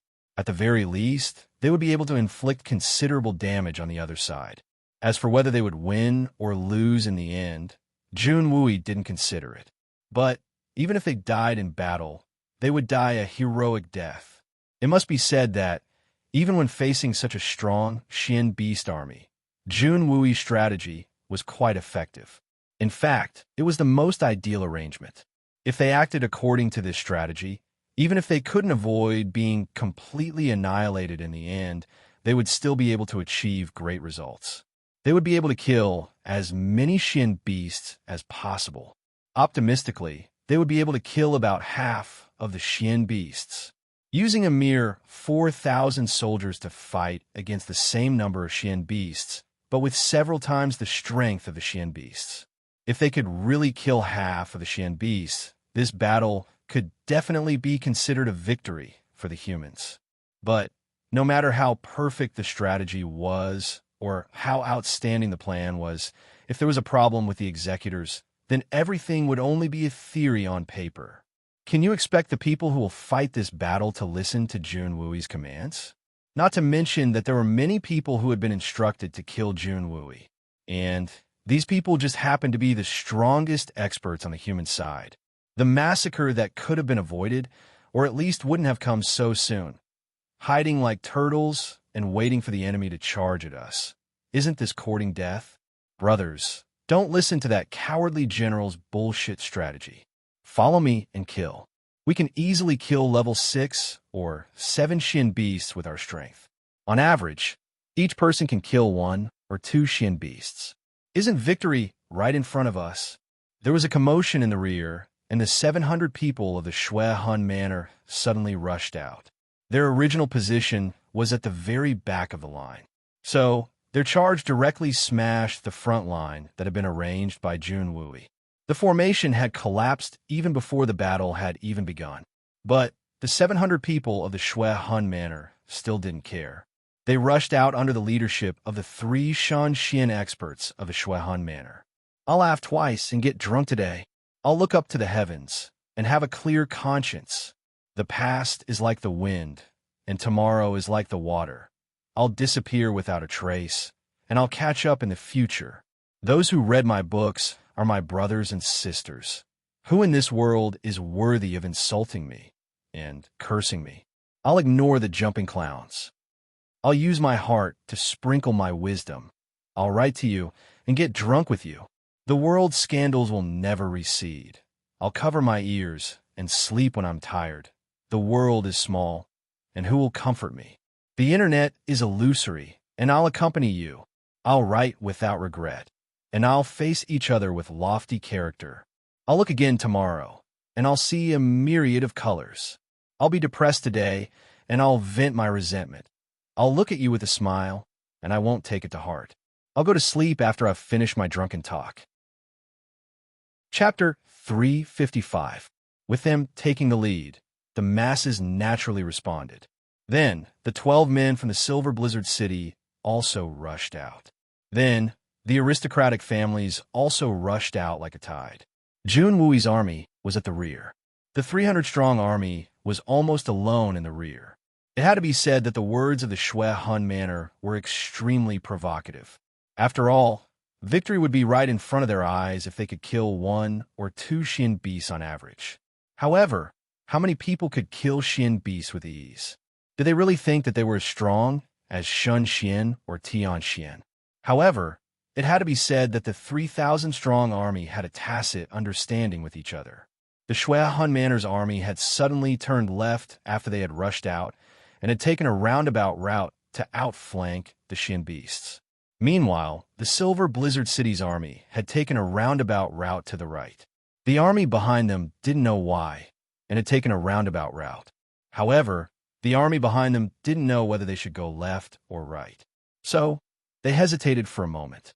However, they were startled by the sight of thousands of Xian beasts rushing towards them. So, they hastily dodged and followed them. However, the commander-in-chief of the army, Jun Wui's 300-strong army, was completely exposed to the sharp claws of the Xian beasts. The 4,000-strong army of Xian beasts surged forward and roared. Shameless! Too shameless! Dongfang Wenqing roared in anger. Duanmu Chao Fan, the head of the Duanmu family, was trembling in anger. He stammered. His mother, the other head of the Duanmu family, Sikong and Ye's face sank. He was furious in his heart as he roared, "Damn it! Don't stutter when you're in front of us. You'll be depressed to death if you don't get swallowed by the Xian beasts." Fu *K. I haven't finished cursing yet. Duanmu Chao Fan was so angry that his speech became a lot smoother. Especially the first word, Fu *K. Because it was only this one word, there was no possibility of stuttering. It was truly enunciated with perfect articulation. The word F *K was so majestic and powerful. Say no more. Sikong and Yi flew into a rage. Black lines appeared on his forehead, and he hastily pulled out his sword. But a golden tiger had already pounced on him, tearing and biting. Its tail was like an iron rod that swept away thousands of soldiers. The most outrageous thing was that this tiger actually knew how to use moves. Moreover, it seemed to be fighting instinctively, but in fact, it was very exquisite. The strong wind whistled, and it advanced and retreated in an orderly manner. It was as if he was sitting on a bench with his buttocks bare. Xian beasts knew martial arts. Who could stop them? At practically the exact same moment, the Dark Beast army that was like tidewater instantly drowned them, and Dongfang Wenqing and the others were facing a few formidable opponents of the 8th or 9th rank. However, what puzzled them, who were on full alert, was that these extremely ferocious and evil Xian beasts seemed to be demonstrating their strength and greeting them. They just circled around and then gone. On the top of the mountain, all the spectators were speechless. Supreme absolute heaven. Is this how you arrange your troops? You've sent out all your experts, and you're roaming around in all directions. You're not participating in the battle, and you've exposed your commander. This is a formation of certain death. This would have been the crime of putting the commander in danger on a regular battlefield. Not a single one of those 3,000 men would have survived. Lei Baoyu pointed his finger at the battlefield in disbelief as he asked Li Ju Tian. Then, he shook his head and smiled. No wonder you weren't willing to accept the conditions of the decisive battle. You never intended to win. I presume that many of those 4,000 men are your enemies, right? What a brilliant strategy. Bu Guangfeng also continued. That commander is a genuine expert in the art of war. He had laid down the blade ceiling formation at the beginning. It's a defensive formation, and it's an offensive formation. It can't be used to defeat the Xian beasts, but it can at least stabilize the situation for the time being. Moreover, he had laid down many traps beforehand, so he could have reduced the casualties to a minimum. And he could have used the momentum of the enemy's attack to launch a counterattack if he had been able to survive the first wave of the Xian beast attack. But it's a pity that he's been harmed by a vile person, Humph. This villain was obviously referring to Li Ju Tian. Great Master Li Ju Tian's face turned green and red. He felt very embarrassed. Lei Baoyu and Bu Guangfeng weren't from the military, but they had more than 100 years of wisdom. So, they had extraordinary eyesight and knowledge. So, how could they not see through such an obvious trap? Bu Guangfeng was obviously dissatisfied with Li Ju Tian. So, he continued, Great Master Li Ju Tian, it seems that you don't care about your son's legs. Otherwise, why would you act like this?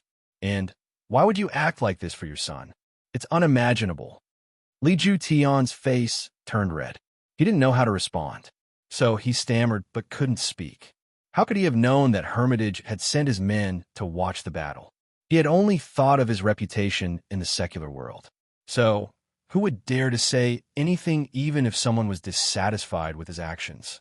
And even if someone were to object, they would disappear after a short time. After all, no one would want to offend the second great master for a dead man.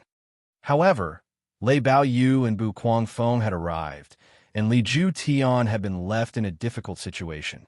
He had lost face in front of the three holy lands, and he had lost face because of it. But he had also lost his son. He didn't know that Hermitage's men hadn't only come to watch the battle. Jun Moxie was also very anxious at this time. He had discovered that he had overlooked two people, Duanmu Chaofan and Sikong and Yi. Jun Wui's men were more scared than hurt. Everyone was surrounded by several high-level Xin beasts, but nothing had happened to them. On the contrary, Duanmu Chaofan and Sikong and Yi were surrounded by perils. Sikong and Yi had been besieged by more than 5 or 6 Xian beasts in a short time. His clothes were ragged, and he was flustered. Duanmu Chaofan was in an even more difficult situation. The Duanmu family's lord roared again and slashed with all his might. But his left hand would lift the lapel of his robe to cover his back from time to time. Jun Moxie flew over and discovered that the Duanmu family's lord had a big hole in his buttocks. He didn't know which Xian beast had bitten him, but his firm buttocks had been exposed. There were also a few scratches on it, and it looked very ambiguous. Jun Moxie found it funny and angry at the same time. He quickly sprinkled some medicinal powder on the two men's heads, and then quickly retreated. Sikong and Yi was roaring again and again, but he unexpectedly discovered that the pressure on him had been greatly reduced. The Xian beasts that were about to pounce on him looked at him with a puzzled look in their eyes. Then they snorted, wagged their tails, and left.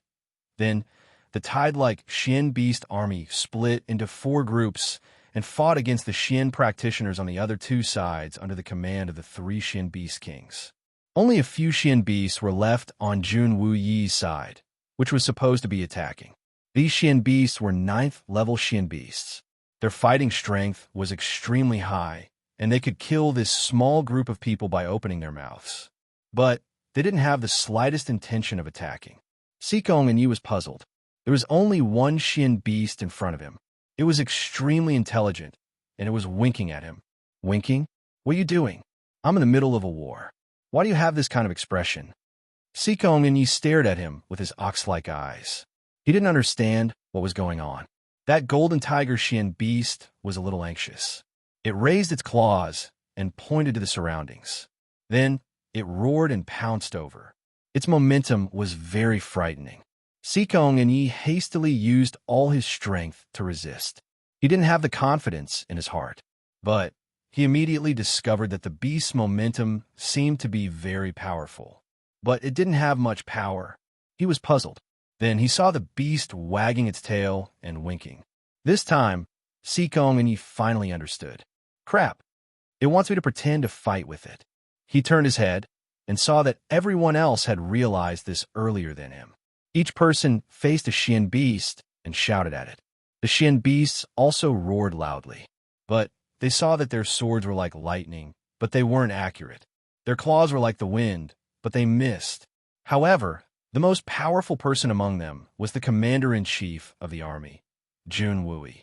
He was facing the crazy siege of 2 9th-level Xian beasts. However, he was still sitting calmly in his wheelchair. In fact, not even a single strand of his hair was messed up. The 2 earth-cracking bears, each weighing several thousand kilograms, were jumping and scuttling around. They were roaring loudly, and their paws were pounding the ground. Even a great master-level expert like Shen Xian would have to evade this joint attack. However, Jun Wui didn't panic. Instead, he casually brandished his sword. It didn't seem to be very exquisite, but the 2 earth-cracking bears at the peak of 9th level hastily evaded it. Then they pounced again, brandished their sword, and retreated. What's going on? Sikong and Ye's mouth was wide open. His jaw had almost been dislocated. He turned his head to look and saw that Duanmu Chao Fan had also escaped from this dangerous and embarrassing situation. He was in a flurry and was stripping the clothes off the corpses. Then he wrapped them around his waist and turned them into an apron.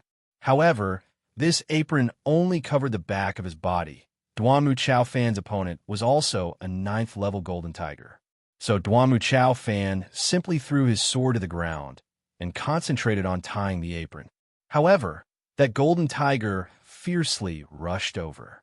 Then it jumped over Duanmu Chao Fan's head with a schwa sound. Then it jumped back with a schwa sound. Moreover, it seemed to be very angry as it faced upwards and roared. It attacked the air, the ground, and the rocks. But it didn't attack Duanmu Chao Fan's body. It was as if Duanmu Chao Fan's body possessed the legendary mysterious handle. So, he would be seriously injured if he were to touch it. Holy sh*t. Sikong and Ye's mouth was wide open. Then he heard a crack sound, and his jaw was truly dislocated. He couldn't help but let out a blood-curdling scream. The golden tiger jumped in fright. It hastily stopped jumping and tilted its head to look at Sikong and Yi in suspicion. How can this man be so fragile? I haven't even touched him, but he opened his mouth and got injured. What kind of physique is this? Or did I inadvertently cultivate the legendary king's tyrannical aura? What the hell are you doing, Fried Rice? We're in a Fu * King war. You're wearing an apron. Don't tell me that you want to cook fried rice. Sikong and Yi couldn't help but be in a joking mood since the danger had passed. He rubbed his chin with his hands. Then he opened his mouth to speak. Chapter 356. Fu * K. Elder brother, don't say it.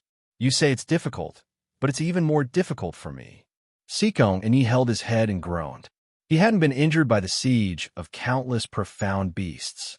But Duanmu Chao Fan's words had almost caused him to suffer internal injuries. They didn't know what was going on.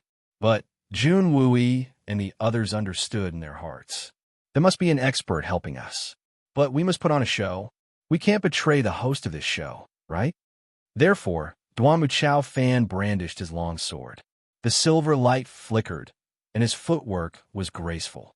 He displayed his martial skills to the fullest. He fought with the golden tiger in front of him. He wanted to grab the tiger's tail, but the golden tiger wouldn't let him. Therefore, the man and the beast fought endlessly. Bailey Luo Yun's performance was even more outstanding. He was worthy of the title of genius. He was fighting a level 9 profound beast with Yu Xian's body. Moreover, he was attacking and defending at the same time. He didn't fall into a disadvantageous position. He fought fiercely, and the dust flew everywhere. He even faintly gained the upper hand. As for his two uncles, Tian Xian, they were a bit unlucky. They had already been turned into minced meat by the level 8 profound beasts. This situation was very ironic. These two men were confident that they could escape with their strength.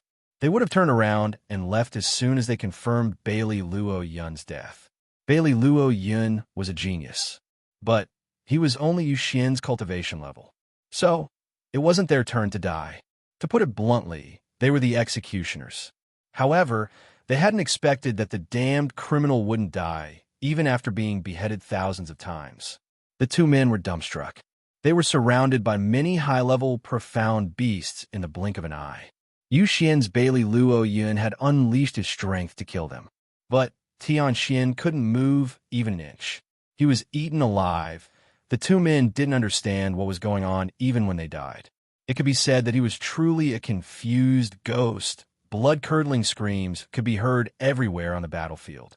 The Shuehun Manor, the Silver Blizzard City, and the Shuehun Manor had originally planned to retreat as soon as the Central Army collapsed. At this moment, they've fallen into a frenzied encirclement of death. Fresh blood sprayed out from time to time, and severed limbs were thrown into the sky from time to time. Every single moment, someone perished. Bear Mountain's majestic aura swept through the Shuehun Manor's ranks with the Tiger King and the Lion King at his back. The Threeshin beasts relied on their bronze skin and iron bones to ignore any incoming attacks as they charged into the ranks of the Shuehun Manor's troops. Their attacks were unstoppable, and they were rampaging through the Shui Hun Manor's ranks. The Shui Hun Manor had fallen into a state of chaos and had been divided into two groups.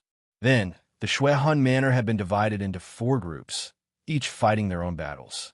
The Xian beast had surrounded the Shui Hun Manor and had begun to scream in despair. However, Junwu Yi and the others who were supposed to die in the original plan hadn't suffered many casualties. Moreover, none of the main characters had been injured. The great masters and Shan Xian's eyeballs had nearly popped out of their sockets on the hilltop. What's going on? This is too outrageous. So that's how it is. I finally understand. Solitary Eagle twirled a strand of his hair in astonishment. You understand? Bu Kuangfeng nodded in bewilderment. What do you understand? Hurry up and explain it to this old man. Brother Bu, you still haven't figured out? Solitary Eagle proudly pointed his finger. So, Li Ju Tian is planning to cleanse his Shui Hun Manor and then harm the Silver Blizzard City as well. Li Ju Tian's meaning is clear. I'm not feeling well, and you're not feeling well either. But I'm happy with my misery, and I'm happy with my humiliation. But can you do the same? You're a bit more understanding. Lei Baoyu and Bu Kuangfeng spat at the same time. Even a fool could see that Li Ju Tian was shocked. How can he purge the Shui Hun Manor? The Shui Hun Manor was Li Ju Tian's life's blood and sweat. So, its position in his heart was only slightly inferior to that of his only son, Li Tengyun. Li Ju Tian wasn't a fool. So, why would he dig his own grave? But what's going on in front of us if that's not the reason? Li Tengyun's mouth was open. His face was deathly pale, and his lips were trembling. His expression was sluggish, and he suddenly felt a heartfelt regret. He could faintly feel that he had lost half of his legs. Li Ju Tian clenched his hands tightly. He was extremely furious in his heart. He wouldn't be able to live if he still couldn't see that he had been schemed against at this point. However, there was one thing that he couldn't figure out. Who has this kind of ability? Who can command the Xian Beast King of Tian Fa? And this is such a huge farce. Ah, a blood-curdling screech was heard. One of the Shun Xian experts of the Shui Hun Manor had been struck by Bear Mountain's palm 3 times in a row, and he spurted out blood as he retreated. Bear Mountain grinned maliciously and rushed forward. His palm and fist bombarded each other a few times. Then he suddenly launched a flying kick, and their legs intersected. That Shin Xian expert had been seriously injured. So, the strength of his body couldn't compare to that of a Xian Beast King like Bear Mountain. So a crack sound was heard as his leg was broken. However, Bear Mountain's kick hadn't exhausted its momentum and had ferociously kicked that expert's waist. His severed leg flew into the sky with a whooshing sound. The Spirit Xian expert's body was also kicked into the sky at the same time. Blood spurted out of his 7 orifices at the same time. Bear Mountain's huge body leapt up and chased after that expert's body in the air. His fists were quick and fierce. Bang, bang, bang. His fists landed on that expert's body a dozen times in a row. The sound of bones breaking echoed in a continuous manner. Big Bear let out a loud roar and grabbed that man's thighs with his hands. Then he hissed, and his chest muscles bulged. Then he let out a loud shout and tore that Spirit Xian expert into 2 halves in the air. His internal organs spilled out on the ground with a crashing sound. The battlefield was overwhelmed with horror. Bear Mountain laughed twice as he fell to the ground. His body was covered in blood as he went on a killing spree like a tiger in a flock of sheep. Li Ju Tian's entire body shook. He couldn't help but take a step forward. His mouth was slightly open, and his expression was one of pain. The Lord of Tian Fa also glanced at him from the corner of his eyes the moment he moved. It was obvious that he would have followed Li Ju Tian if he had attacked. Li Ju Tian had the impulse to concede defeat several times as he watched the flesh and blood flying in all directions. However, he tried his best to control himself and didn't make such a decision. In fact, he maintained a calm and indifferent expression on his face. It seemed as if the people who were bleeding and sacrificing themselves weren't his own men.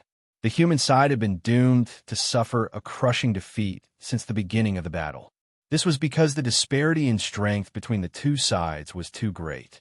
For example, the Tian Fa Force army was like a well-prepared elite army, but the human allied army was like an unprepared and inexperienced mob. Tian Fa would have had to pay a huge price if they had followed Jun Wuyi's strategy, but Tian Fa would have needed to pay a huge price to achieve victory. After all, there were a few experts in the allied army, and they could have made up for the lack of military strength if they'd had good strategic coordination. But when the allied forces had internal strife and refused to obey orders, the defeat of the allied forces was already a foregone conclusion. There was no chance of a fluke. There was no chance of a turnaround. There was a trap, but there was no follow-up. The Xian beast would fall into it and jump out again. However, Li Ju Tian wouldn't be able to afford to concede defeat if he wanted to preserve his strength. He was the second great master of the Xian continent, so he couldn't afford to lose face. Moreover, the Lord of Tian Fa wasn't far away. Li Ju Tian would have needed to ask for his permission even if he wanted to concede defeat. But looking at his performance, it was undoubtedly a fool's dream to ask for his consent. It was absolutely impossible. Therefore, Li Ju Tian could only pray in his heart. Damn it, can't you run away if you can't win? Will the Tian Fa force chase you to the ends of the earth if you run away? They only want to win at this moment. However, he hadn't run at first. But it was too late now. He had wanted to set up a trap to deal with Jun Wuyi, but he had gone for wool and come home shorn. Moreover, he had almost lost his rice jar. The three Xian beast kings were eyeing them like tigers watching their prey. 3,700 fierce Xian beasts were divided into several small legions, and they were desperately attacking. The Shuehan Manor's 700 men had been reduced to less than 200. The Silver Blizzard City's men were quite strong, so they hadn't suffered any losses, but they were clearly exhausted. The 3rd, 6th, and 9th elders had formed a small encirclement with the Silver Blizzard City's 7 swords. The 3 Shan Xian beasts and the Silver Blizzard City's 7 swords were equivalent to 10 strong Shun Xian beasts joining hands. Xiao Han and Mu Shuetong were protected inside the encirclement. Moreover, Xiao Han and Mu Shuetong weren't mediocre. Therefore, the Xian beasts wouldn't be able to attack for a short period of time. However, they could only protect themselves in the midst of the vast Xian beast tide. However, Xiao Han's eyes were bloodshot. He was so manic that he was about to explode. He stamped his feet and shouted, "Why? Why aren't the Xian beasts attacking Jun Wuyi? Why hasn't that cripple died yet? I want him dead. I want him dead. Why hasn't he died at this point? Jun Wuyi, why haven't you died?" Jun Wuyi's situation was very strange. Moreover, Xiao Han's mood had changed from taking pleasure in others' misfortune to being besieged. In fact, it seemed as if he was under the pressure of death. Xiao Han's mind couldn't bear such great joy, great sorrow, and great ups and downs. So, he kept shouting and shouting like a madman. Xiao Han wanted Jun Wuyi dead. No outsider could have imagined how desperate he was. Jun Wuyi had wanted to kill Xiao Han with his sword. In fact, he had wanted to do so for more than 10 years. But why wouldn't Xiao Han want to kill Jun Wuyi? He had wanted to kill Jun Wuyi for more than 10 years. In fact, he had wanted to kill Jun Wuyi a few months earlier. The other group consisted of the experts dispatched by the big clans. But the strongest of them were at the initial stage of the Spirit Xian realm and the high stage of the Sky Xian realm. They were still struggling to hold on. However, the rest of them had already been annihilated. Jun Wuyi would have died if the battle had gone according to Jun Wuyi's plan. However, the Shun Xian experts would have been able to ensure that none of them would die. They would have been defeated, but they would have been able to return safely. In fact, more than half of Tian Xian's experts would have been able to survive. Jun Wuyi was confident that he would have been able to do it even if he had been defeated. However, these people had been intimidated by Li Ju Tian's tyrannical power, so they had chosen to side with him. They had followed the Shuehan Manor's team to rush out. However, They had been gloating over the misfortune of the Shuehan manor. So, they hadn't thought that their actions had ruined their last chance of survival. The more despicable a person was, the faster they would die in such a cruel war. Wasn't this also a warning? This one-sided massacre was finally coming to an end. It was unknown when the screams had become sparse, but the roars had become like broken bellows. Only Junwoo Yi and his men's energy hadn't diminished. They were still going back and forth.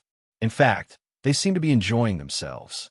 In fact, this had become the most intense battle in the entire battlefield. Jun Dashao finally revealed himself. He slowly walked up the hillside and walked toward the solitary eagle. He had already made all the arrangements by this time, and everything was going smoothly according to the script that he had designed.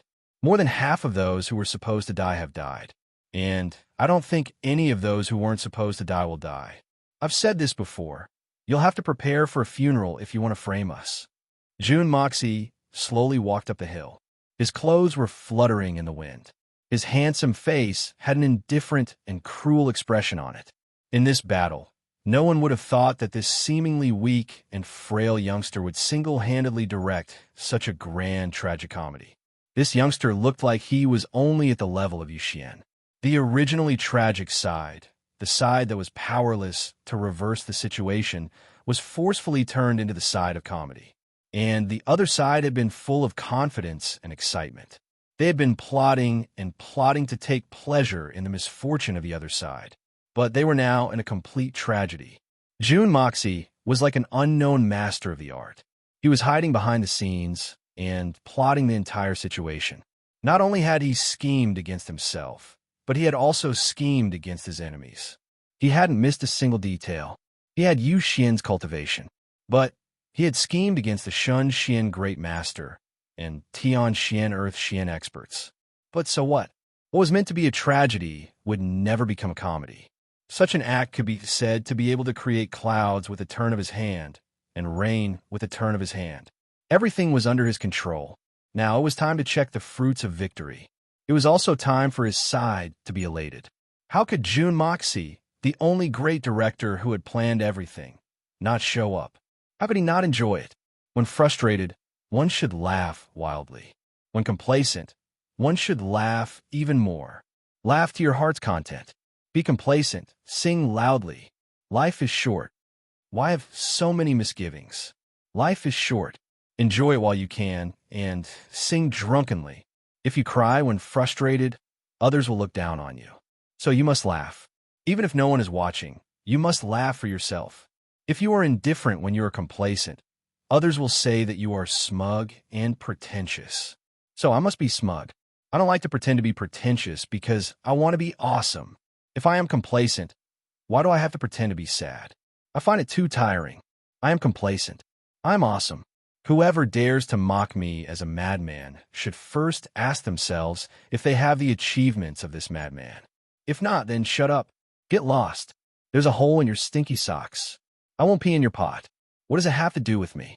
What does it have to do with me? This was Jun Moxie's philosophy of life in this life. Sing loudly when you get something. Stop when you lose it. Worry and hate. Drink today and get drunk today.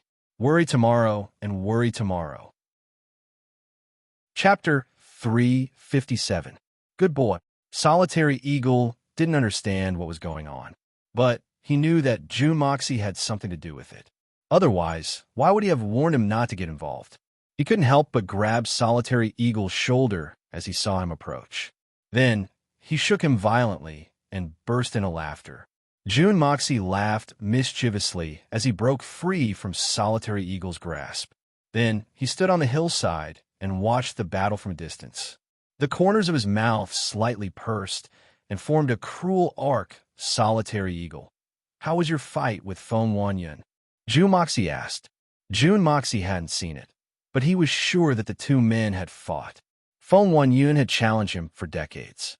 So, how could he let go of this opportunity? The solitary falcon had just learned a new move and felt that he had a chance of winning. So, how could he not show off his strength? Ahem, I was lucky. The solitary falcon's mouth cracked open, and his deadpan face was brimming with a sense of pride, but he was trying his best to maintain an indifferent expression. However, he didn't know that such an expression would make anyone want to punch him in the face. June Moxie smiled proudly as he whispered in his ear, "Did you give him a good beating?" The solitary falcon grinned and said, "That's not true. We become friends after all. We're just exchanging pointers. Wahahaha." The solitary falcon couldn't help but laugh out loud. But it wasn't surprising that he had beaten up an old rival of 30 or 40 years. Moreover, he had beaten him up with absolute superiority. Anyone else would have done the same. In fact, they would have been even more proud. To tell the truth, our eagle sovereign was already extremely calm and indifferent. "What are you laughing at? Solitary eagle, are you so happy about the defeat of the allied forces?" Li Ju Tian suddenly turned his head. His eyes were like a sharp sword as he looked at Solitary Eagle. It seemed as if he was about to explode. Li Ju Tian was extremely depressed, and he needed to find someone to vent his anger on. He didn't expect that there would be someone laughing so happily in front of him. Wasn't this a clear slap to his face? Mocking me for going for wool and coming home shorn? F*CK. Li Ju Tian. Are you F*ing done with me today? Solitary Eagle was having a good time, so when Chung Xiang was questioned, especially in front of June Moxie, he felt even more embarrassed. He immediately flew into a rage. Someone died in your family, and you don't want others to laugh at you? What kind of logic was this? Today, you keep finding trouble with me. Do you think that I, Solitary Eagle, am made of mud? Solitary Eagle went berserk. This time, he was completely enraged. Damn it, your son offended Feng Wan Yun, and I saved his life, but you F*king got angry at me. Now, I can't even smile. Do you think I'm a slave of your Shuehan manner? Li Ju Tian snorted coldly and walked over. June Moxie quickly revealed an expression as if he was watching a play and dodged to the side. In fact, he even pushed Solitary Eagle, as if to say, "Get him! Stop!" A voice filled with extreme grief and indignation rang out like a clap of thunder. Li Ju Tian and Solitary Eagle were about to attack when they heard this voice and jumped in fright. They looked up and saw that Venerable Mei was standing not far from them.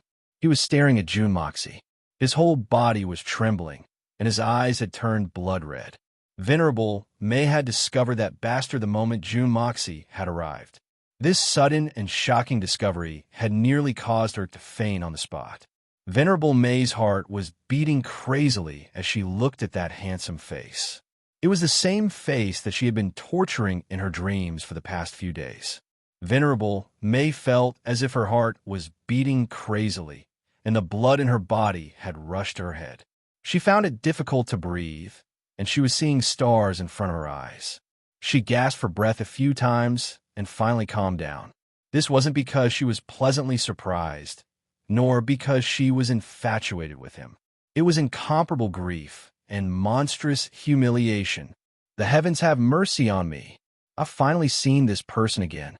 This extremely despicable, shameless, filthy, and lowly kid wouldn't be satisfied even if he were to be executed 10,000 times. Venerable Mei struggled to calm his emotions. Then, he finally suppressed his anger and floated over. He tried his best to control himself, but he couldn't stop his body from trembling. Li Ju Tian and Solitary Eagle had already recovered by this time. Li Ju Tian shouted and took the initiative to attack. He was the second great master. So, how could he be stopped just because someone told him to? Moreover, the person who had told him to stop was his enemy.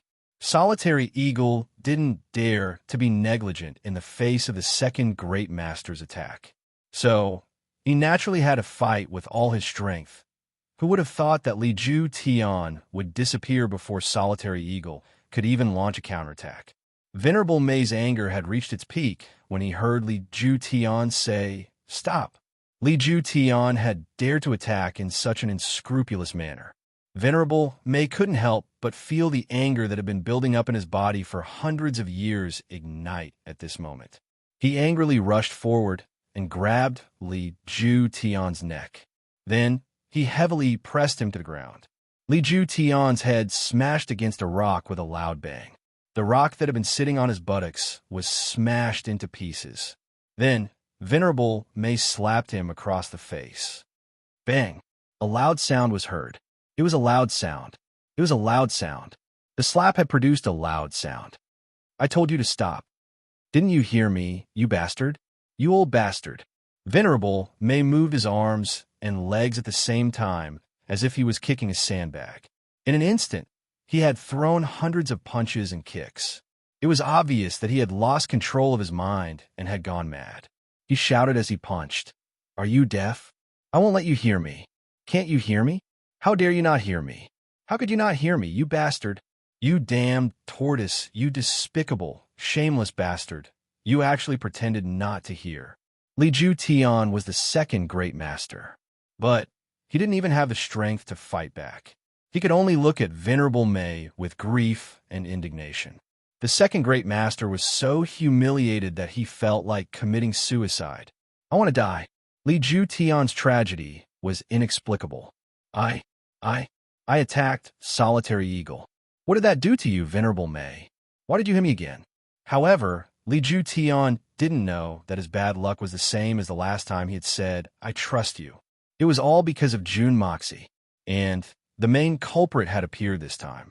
Venerable May had lost all reason in his rage, but he had disobeyed Venerable May's words. So, how could he not be oppressed? Li Ju Tian would have understood if he had known the reason. In fact, he wouldn't have suffered a loss from those 2 beatings. But the problem was that he didn't know the reason. Therefore, Li Ju Tian's grief and indignation had reached its limit. He had been repeatedly beaten in front of the world's heroes, and he had been slapped in the face this time. This is a deliberate humiliation. How will I have the face to face the heroes of the world from now on? You can't bully people like this. You flipped out the last time I spoke to you, and you didn't like it when I attacked Solitary Eagle. What should I do? What should I do to make you like me? Li Ju Tian wanted to shout these words out loud, but he couldn't do it, because Lei Bao Yu and Bu Quang Feng suddenly cried out in alarm. The power of the universe? The world cage. They looked at Venerable May with awe in their eyes. They had planned to step forward and mediate the situation, but they couldn't help but take 2 steps back. Others might not know about the power of the universe, but how could these 2 former great masters and the current hermitage not know about it? Transform the world into the universe and gather the yin and yang to form the power. The universe is in my hands, and I am the ruler of the world. I can freely use the formidable power of the world to deal with my enemies. This was the power of the universe. Li Ju Tian's Xian Qi had reached perfection, but he hadn't been able to dodge Venerable May's attack. In fact, he hadn't even had the strength to fight back. It was obvious that he had been hit by one of the world's strength's world cage. The world had shrunk into a cage, and the cage had locked down the opponent and allowed him to do whatever he pleased. This was the true meaning of the world cage. It was a little exaggerated, but it was the truth. Venerable May had finally revealed her true strength when she had attacked in a fit of rage. The previous fight had only been a warm-up for him. Lei Bao Yu and Bu Quang Feng looked at each other. They were secretly alarmed. Fortunately, we didn't attack. Otherwise, wouldn't we be the ones being slapped on the ground? The 2 of them sucked in a breath of cold air. Then, they heaved a sigh of relief. It wasn't that Li Ju Tian didn't want to evade, resist Venerable May's attack, but he suddenly realized that he couldn't even move a finger. He didn't have the leeway to resist at all. He could only look on helplessly as Venerable May grabbed his neck, pressed him to the ground, and slapped him. But he couldn't even make a sound. Venerable May had finally vented his anger. He threw Li Ju Tian to the ground, as if he was throwing away a piece of trash. Then, he slowly turned around and looked at June Moxie. His gaze was sharp and cold. In fact, it seemed as if he wanted to eat someone alive. Who's this brat? Venerable May's teeth clattered as he pointed at June Moxie, but his eyes were looking at Solitary Eagle. My surname is June. I don't know why you're looking for me. June Moxie stepped forward and answered first. Others might not know Solitary Eagle's temperament, but June Moxie was well aware of it. Venerable May's martial arts were matchless. But no one could get anything out of Solitary Eagle's mouth in such a manner. June Moxie guessed that Solitary Eagle's reply would have been a stiff and unruly, "Who are you asking?" if he hadn't come out in a hurry. However, that would provoke the wrath of the mysterious Venerable May. And the solitary falcon was bound to suffer, just like Li Ju Tian had suffered a while ago. Therefore, June Moxie took the initiative to step forward. He and Venerable May didn't have any enmity in the past, so he didn't think that there would be any big issues. Perhaps this Venerable May had noticed that he was well-rounded and had a handsome face, so he wanted to accept him as his successor. Chapter 358. June Moxie didn't know that he had really outsmarted himself this time. The relationship between him and Venerable May wasn't like what he had imagined it to be. Not only was there enmity between them, but it was also the kind of enmity that wouldn't rest until one of them was dead. In fact, it was the kind of enmity that wouldn't let go even after 3 lifetimes. Right now, June Moxie was even somewhat proud of himself. Look, there are so many benefits to being handsome. This senior has taken a liking to me at first glance. Surname June? What's your name? Which family are you from? How old are you? This sentence was still squeezed out from the gaps of his teeth. If anyone else were to hear this, they would definitely think that he'd taken a liking to this young man and wanted to introduce him to someone. This young man is June Moxie from the Tianxiang City's June family. 18 this year, unmarried. I'm proficient in poetry, martial arts, and military strategy. I know a little bit about the 4 arts, and I've also studied the 100 schools of thought. June Moxie chuckled and put on a carefree and unrestrained appearance as he bragged about himself. He wanted to add another sentence, proficient in 8 foreign languages, but after thinking about it, he swallowed the words back down. This wasn't Earth after all. June Emocia. June Emocia. June Emocia. June Emocia. Venerable May's voice sounded like she was moaning and crying at the same time. In fact, her voice was getting louder and louder. In fact, it was getting louder and louder. In fact, it was so loud that it shook the mountains and valleys. June Emocia. June Emocia. Emocia. Sia. Sia. Sia. Sia. The entire sky and the entire forest was filled with the sound of this name. At this moment, the name June Moxie had truly shaken the heavens and the earth, and it was a substantial shock. And it's me. May I know what advice Senior has for me? June Moxie was a little baffled and vaguely felt that something was wrong. Damn it. Why does it sound like she hates me to the bone? I've never offended you. I'm sure I've never seen this Venerable May, the man in black. However, June Moxie still secretly raised his cultivation. He was prepared to immediately escape into the Hongjun Pagoda if the situation was the slightest bit off. Even if he had to expose his secret, he would not hesitate. Damn, this Venerable May is too powerful. Even Supreme Master Ju Tian was defeated by him with just one hand. With my small physique, I might not even be able to withstand a slap from him. Master Ju Tian would be fine after receiving such a huge slap to the face. That's because his skin is thick. But if I were to receive a slap to the face, my body might still be here.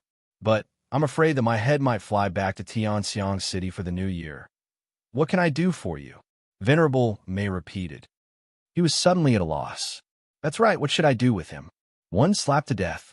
Kill with a kick? But wouldn't that be too easy for him? Even if I let him die 1,000 times, it won't be enough to dispel the hatred in my heart. But what should I do? This brat's appearance is too weak to take a beating. Moreover, no matter what, this brat is my benefactor. I can mess with him. But isn't it a bit too much to kill him? Give me advice. Venerable May suddenly grabbed him. There was a distance of about 10 feet between them. This was also a distance that Jun Dashao felt was relatively safe. But Venerable May raised his hand, and June Moxie suddenly felt that his entire body couldn't move. There was a huge suction force in front of his body. Then, he was pulled into Venerable May's hand the next moment. Venerable May's entire body was still shrouded in the black robe. But, strangely, June Moxie actually smelled an elegant fragrance at this moment. It was extremely fragrant. He had never smelled such a fragrant fragrance in his entire life.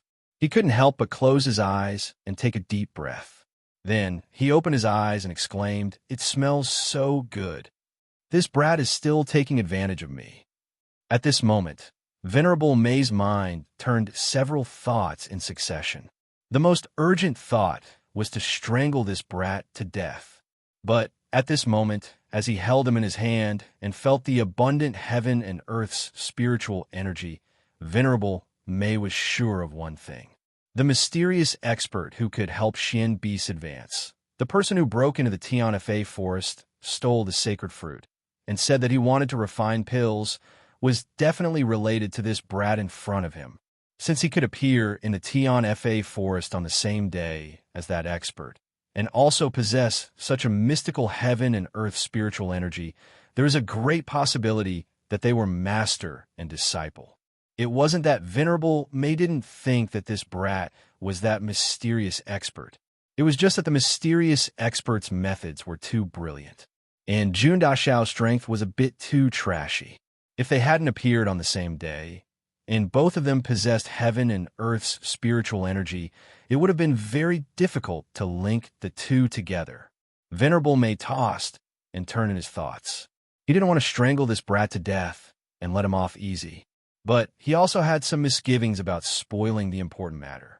The Tianfa Beast King's advancement was an important matter of the utmost importance.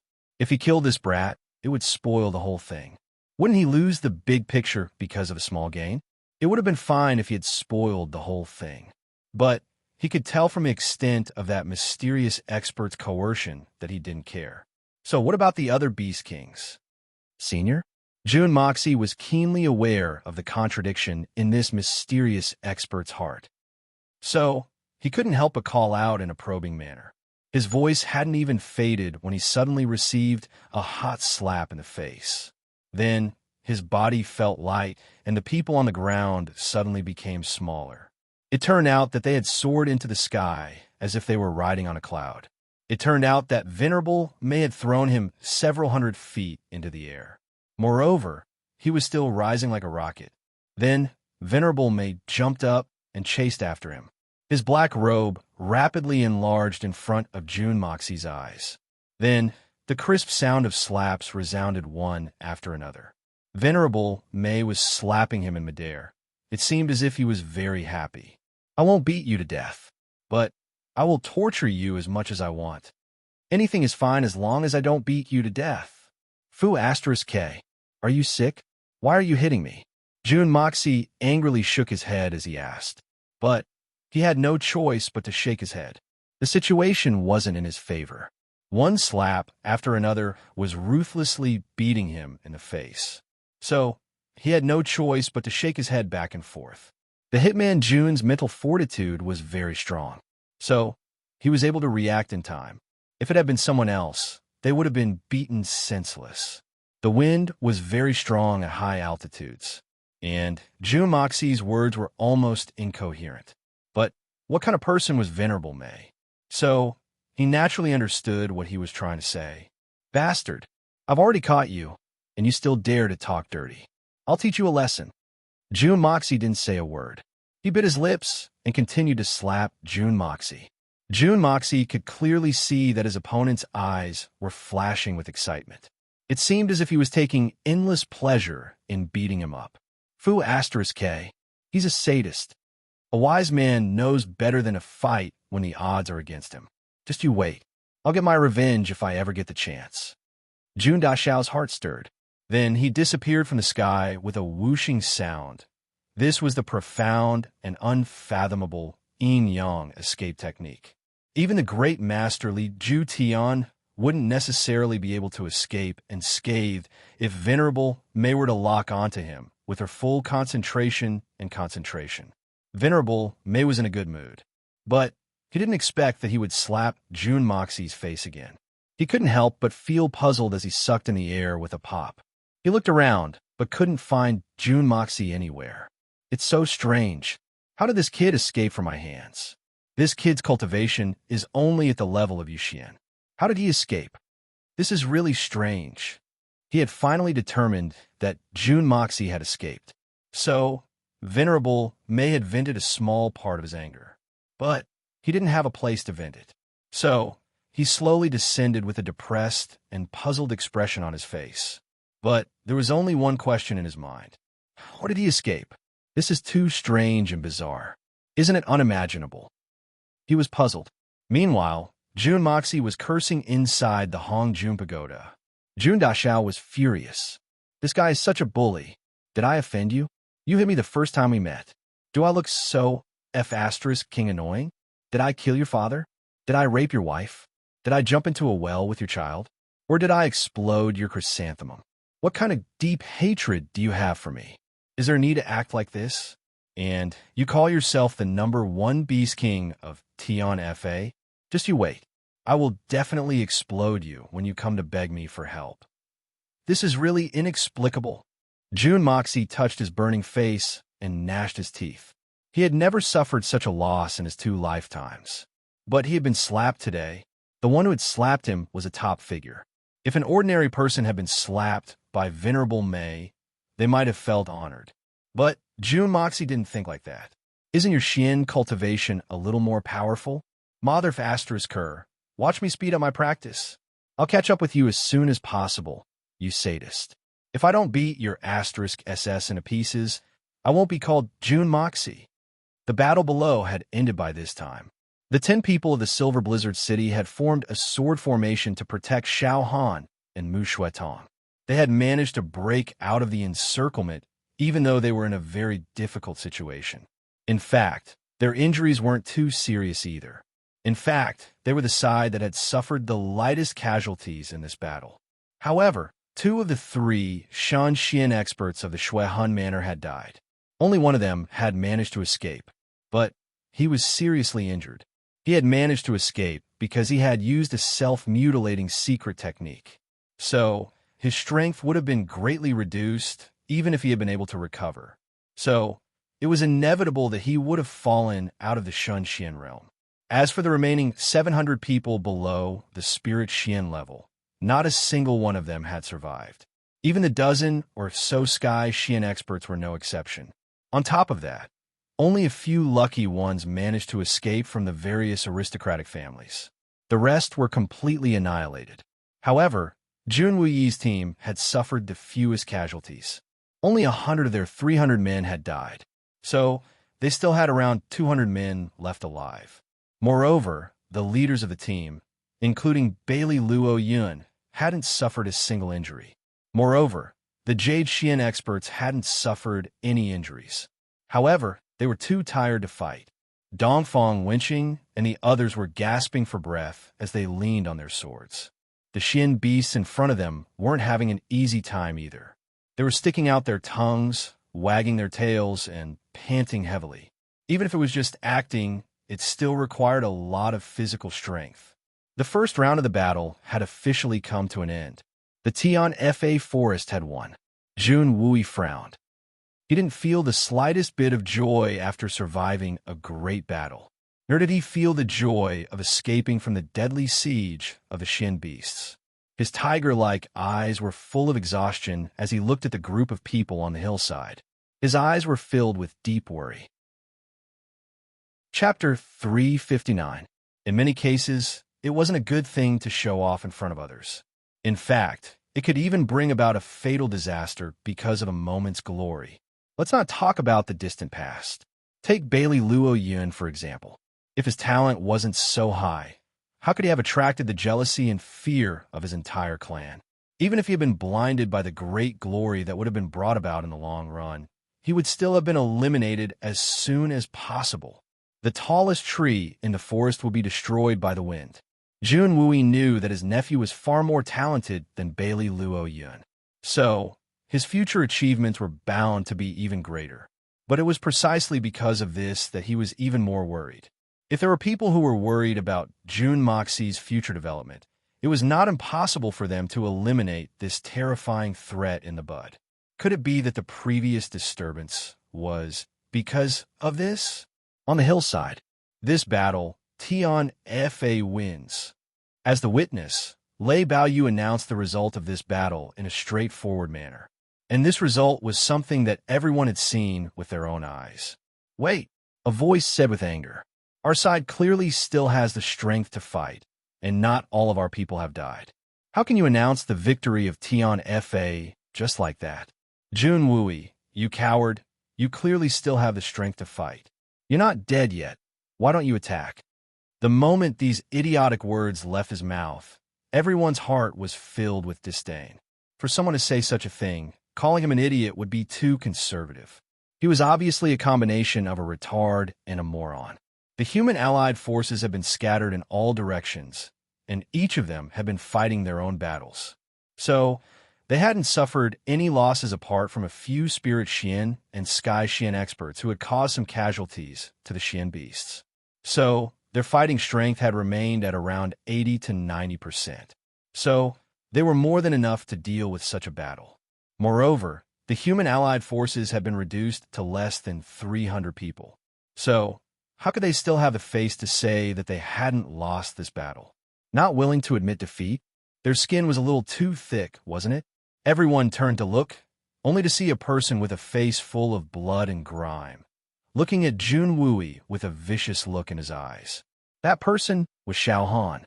His meaning could not be clearer. As long as Jun Wui and the others were not dead, it would not be considered a defeat. He would not rest until Jun Wui was dead. Sima Zhao's intentions were clear to everyone. It was clear that they wanted to put Jun Wui to death. Most of the people knew about the case for back then, and they immediately understood that this kid's jealousy was soaring to the heavens, and he was lying through his teeth. He was purely making trouble out of nothing. The ones who escaped first were the ones who hid their tails between their legs like dogs, right? Since you want to fight to the death, why don't you return to the battlefield and show your heroic spirit? A deserter actually dares to shamelessly say that you haven't lost? A lazy voice mocked coldly. It was Jun Moxie, Jun Dashao, who was standing far away from Venerable Mei, rebuking him without restraint.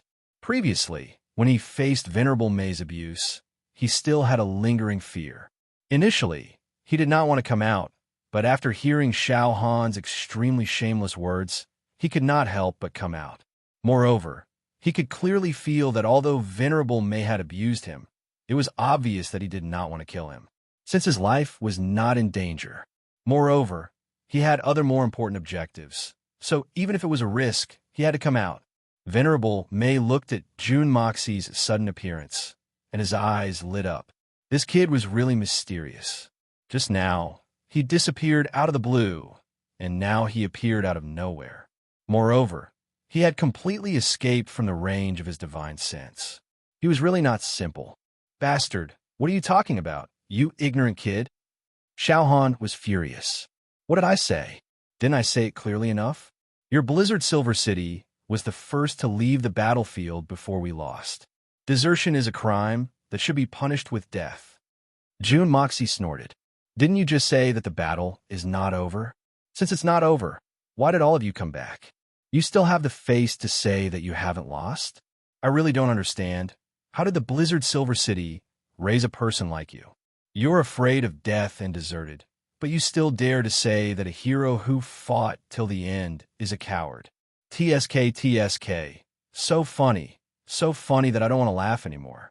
If you insist on what you said, Tian Fa's Xian beasts are still there. As long as you go up first, I guarantee that Tian Xian's forces will immediately follow up, and no one will fall behind. Do you dare? Xiao Han was speechless. Go up now? Isn't that simply courting death? The Xian beasts are lenient towards you, but they don't treat me like that. Jun Moxie clicked his tongue twice, raised his head, and asked, Fortunately, the elders of the Blizzard Silver City are here.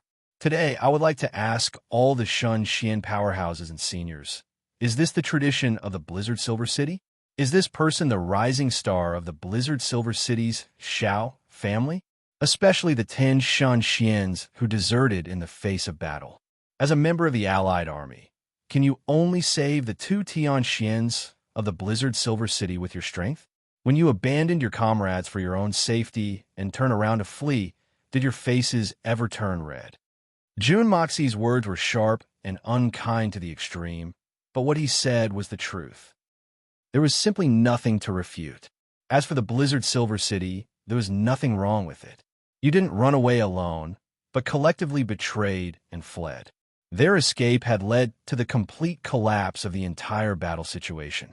After all, they were the strongest force in the Allied army, and they had committed such an atrocious act. Even if it wasn't a tradition, it was still a tradition. Who could refute it? This was only a tradition of the Blizzard Silver City's Shao family, and not the entire Blizzard Silver City. But today, they were standing here, and they were representing the Blizzard Silver City. To put it bluntly, even if they let out a fart, it could be said that the Blizzard Silver City had let it out. The 3rd, 6th, and 9th Elders, along with the 7 swords of the Blizzard Silver City, couldn't utter a single word in the face of a young man's accusation. Their movements were even more orderly, and their faces were burning with embarrassment. Even if they wanted to get angry, they couldn't get angry, and they didn't dare to say anything. Under the watchful eyes of the crowd, they had chosen to strategically shift, but when their commander was still fighting, they had disappeared. This was clearly desertion, so there was no room for explanation. What else could they say? To put it bluntly, if this kind of behavior were to occur on a real battlefield, fleeing in the face of battle would be a capital offense. That would have been beheaded, but it would have been a lenient punishment. Moreover, Lei Baoyu and Bu Guangfeng were the 2 great masters of the previous generation. Moreover, these 2 were the representatives of the Hermitage. In fact, it was obvious that they were siding with Jun Moxie. The elders, and even the most protective Xiao Buyu, were a little annoyed. They felt that his grandson, Xiao Han, had lost a lot of face today. He should have been happy that he was lucky enough to keep his life. So, why did he have to come out and clamor? Would the Blizzard Silver City's top 10 experts have been the first to flee if it weren't for protecting you, boy? Now, you've been scolded by the opposite party. Not only that, but the Blizzard Silver City has also lost a lot of face in front of the world's heroes. It can't be said that their name would go down in infamy for 10,000 years. Speaking of shamelessness, the Jun family wants to talk about it with everyone. Jun Moxie passionately faced everyone. Then, he secretly glanced at Li Ju Tian. Then, he began to talk about his true purpose. The seniors of the 3 Holy Lands are here today. Their eyes are like torches as they bear witness to this battle. Moreover, countless heroes have gathered here because of the Xian beasts. Everyone is watching. Even the Lord of Tian Fa, Venerable Mei, is here. Both sides have gathered here. I have a few questions that I would like to ask Great Master Li Ju Tian. Lei Baoyu and Bu Guangfeng revealed a look of admiration in their eyes. This young man, surnamed Jun, was very young, but his Xian cultivation had already reached the peak of Yuxian's realm. Even they didn't have such a cultivation back then. In fact, it could be said that he was a genius among geniuses. However, it was rare that he was facing these legendary experts. In fact, he was neither servile nor overbearing. In fact, he had a natural demeanor. This was a matter of mental cultivation. This young man will become a great person in time. In fact, the world will have another great master in less than 30 years. At the same time, Jun Moxie's flattery had made the 2 great masters feel very comfortable. We were living a free and unfettered life in the Tianxiang city that day, and we were more than 5,000 kilometers away from here. It was reasonable to say that the Southern Heaven City would have been wiped out, even if the people of the Shuehun Manor had turned into evil spirits. What did it have to do with us? But Great Master Li Ju Tian had issued the summons. So, we disregarded our former enmity and volunteered to go to the rescue. We led the army and traveled thousands of miles to help. What was the purpose of this? It was to assist the Shuehun Manor. It was to do our part as a part of humanity. It was for the sake of the Jianghu. It was for the sake of righteousness. Jun Moxie spoke in a loud voice. It seemed as if he was making a powerful lawsuit. His face was filled with awe-inspiring righteousness, but we didn't receive any kind greetings after we arrived here. Instead, we were ruthlessly suppressed and pushed aside. And these great masters of the Shunshian Manor have finally decided to take revenge for their own selfishness. This battle concerns the safety of the entire continent. So, they set up the most despicable plot to frame us. They wanted to put us to death. Today's deployment of troops. I believe that the discerning Great Master Boo and the discerning Great Master Roulette, or those who don't know the inside story, can clearly see that there is something fishy and dirty about it. They had come from afar and had come to help us in this battle. In fact, they had even helped us in our hour of need. How can we not treat them with disdain? I'm not afraid of the second Great Master or the third Great Master's retaliation in the presence of the Hermitage Master. So, I'm going to risk my life to ask you, where is your conscience? Where is the justice? Where's the morality? Can those with bigger fists disregard the justice of the world and the hearts of the people? If you're saying that you've made such a decision because of your personal grudges, then I'd like to ask another question. I believe that everyone knows that if Tion Fa wins this battle and enters the inner continent, it'll be a calamity for the common people. However, it was precisely such a crucial battle that had become a haunted place filled with crafty plots and conspiracies. And the one who's being framed is the commander of this battle. Then, what do the common people of the world count for in your eyes? You're all great masters. Shun Xian Manor. But do you still have any humanity? Do you still have any humanity? Could it be that in your hearts, there's nothing else but your own interests? Jun Moxie was getting more and more agitated as he spoke. He had been putting on a show to vent his anger. But his words had made him angry. Great Master Li Ju Tian is also here. So, I'd like to ask you something. You don't care about the people who came to help you. So, why did you issue the Great Master Summon? Why didn't the Shui Hun Manor resist the Xian Beast by itself if you had the guts? Why did you turn into a coward in the end? Why didn't you go and fight? Go and kill. Go and die a clean death. Then, the whole world will praise your heroic spirit. They will say that you're a great hero. But you didn't do that. You were afraid of death. So you asked for help. The Great Master's summon? The Xian continent recognizes it as an order that no one can violate? Bah, that's a call for help. Do you understand? Because you issued the Great Master's summon for yourself. You're greedy for life and afraid of death. There have been countless great masters in the Xian continent in the last 10,000 years. But Li Ju Tian, you're the second great master who's afraid of death. But you can be said to be the first person in the entire universe. You may not be the last person in the future, but you're absolutely unprecedented.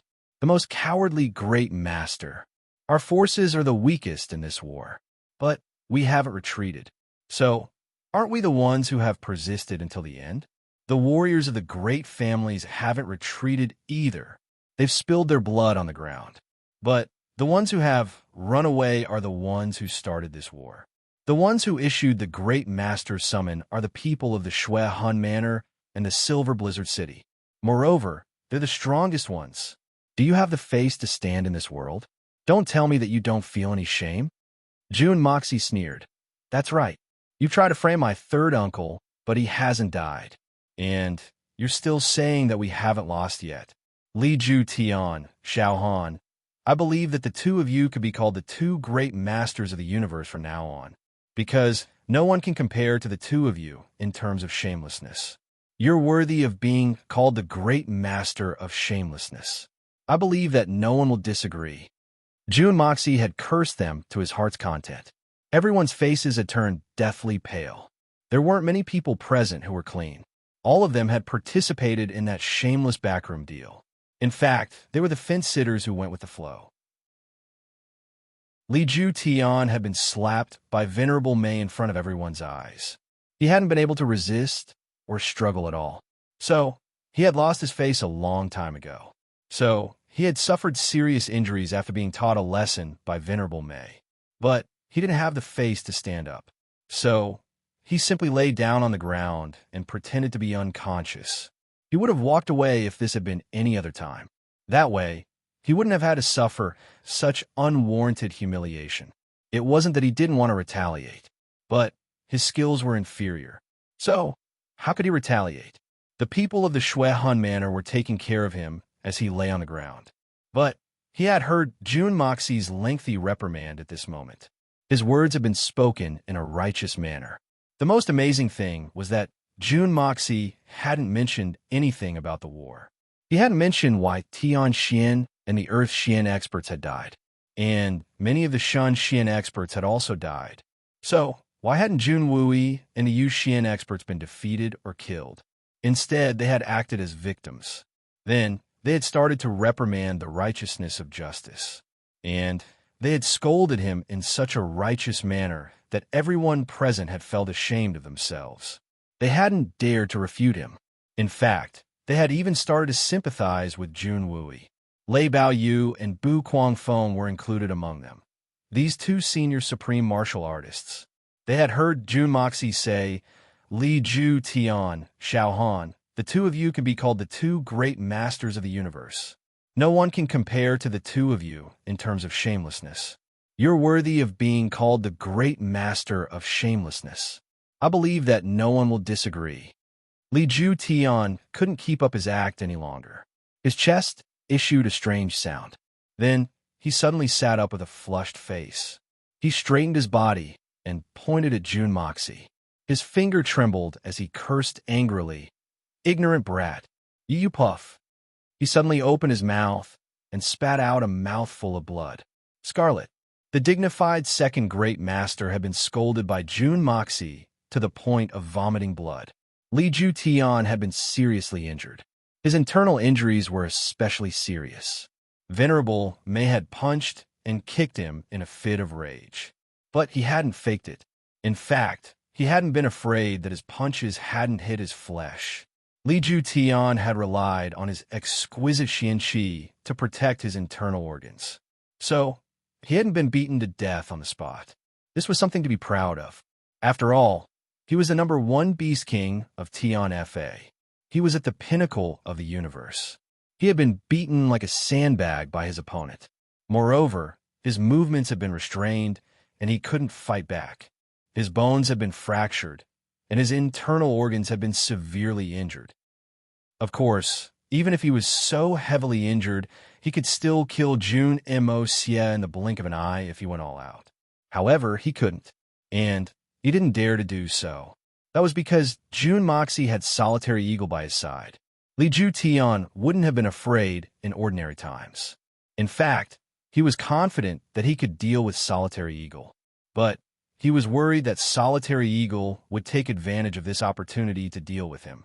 Furthermore, the people from the elusive land of immortals were here as well. Who was right and who was wrong? How could they not interfere?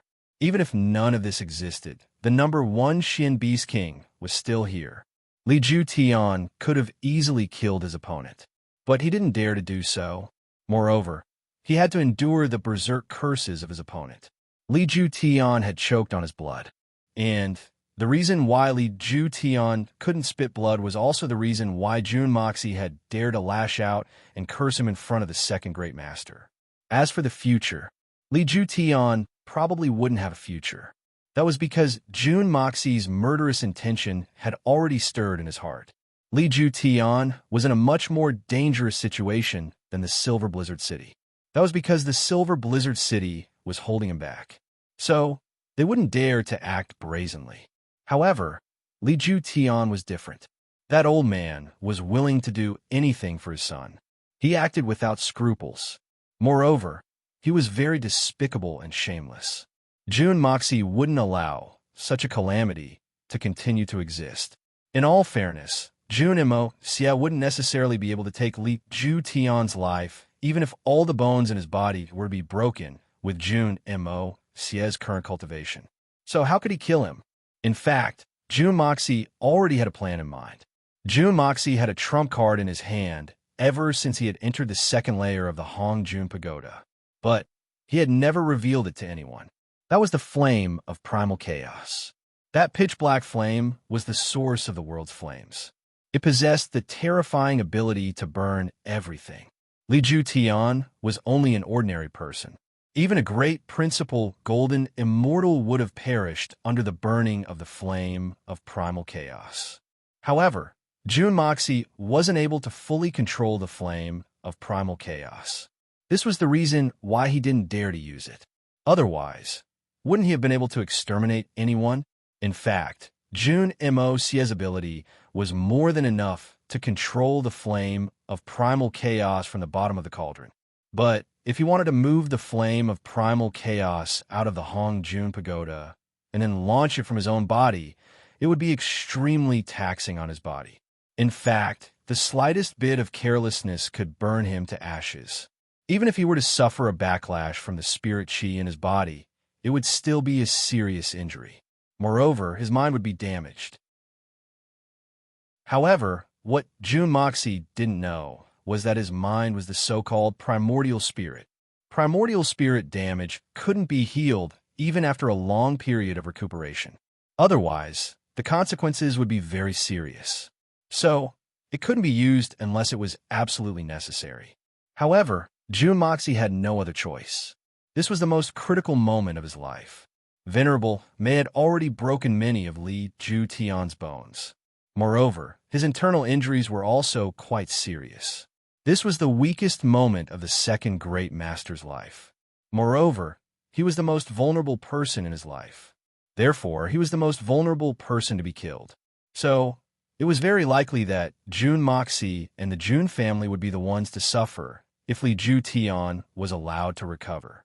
Li Ju Tian wouldn't have let Jun Wui and the Jun family off even if Jun Moxie hadn't gone all out and cursed Li Ju Tian. Almost 1/3 of the Shui Hun Manor's strength had been lost. In fact, 3 of the Xinxian experts had been killed. And this was all because of Jun Wui. And Li Ju Tian had been beaten up by Venerable May because of Jun Moxie. Jun Moxie couldn't be blamed at that time, but he was the cause of the incident, especially the second time. Jun Moxie was the perfect target to vent his anger on. Li Ju Tian was a vengeful person. So, how could he let this uncle and nephew go? I can't beat Venerable May, but can I beat Jun Wui and his nephew? Li Ju Tian didn't care about the cause of this matter. Therefore, Jun Moxie had no other choice. So, he decided to take the risk. I must kill Li Ju Tian. I must kill Li Ju Tian. Li Ju Tian had been forced into a dead end by Venerable May. And Jun Moxie had also been forced into a dead end at the same time. Li Ju Tian wouldn't die. So, the Jun family would be destroyed. There was no better solution than to kill Li Ju Tian. Therefore, in the eyes of others, Jun Mo's outburst of cursing was extremely audacious. He had actually mentioned the second great master's name over and over again and was truly reckless. However, Jun Mo was thinking. Li Ju Tian had just received the heaviest injury of his life. Moreover, he had just suffered the most severe humiliation since the beginning of the world's history. So, it was obvious that he was in a state of agitation at this time. In fact, it was difficult for him to control his emotions. Moreover, his temperament was extremely vicious. So, it was even more difficult for him to control his mind. Therefore, the more ruthless he cursed at Li Ju Tian, the better it would be. And Li Ju Tian's words would provoke him even more. In other words, he would infuriate him even more. It would be best if he could infuriate this old bastard to death. In fact, that would be the most ideal outcome. But he would make Li Ju Tian's internal injuries worsen even if he didn't die from anger. And that would give him an advantage in the future.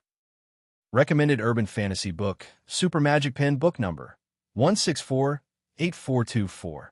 If you like this type of book, please help me collect it. Chapter 360. Jun Mo's guess was right. Jun Mo's curses were more effective in Li Ju Tian's ears than if Venerable May had punched him 3 times. His injuries had already been under control and hadn't worsened, but his mind had been agitated and his Xian Qi had been stimulated. His internal organs had been damaged, and he had vomited blood. How did his injuries just worsen by a little? Jun Moxie's cold eyes Ling looked at Li Ju Tian as he madly vomited blood. He couldn't help but feel pleased in his heart.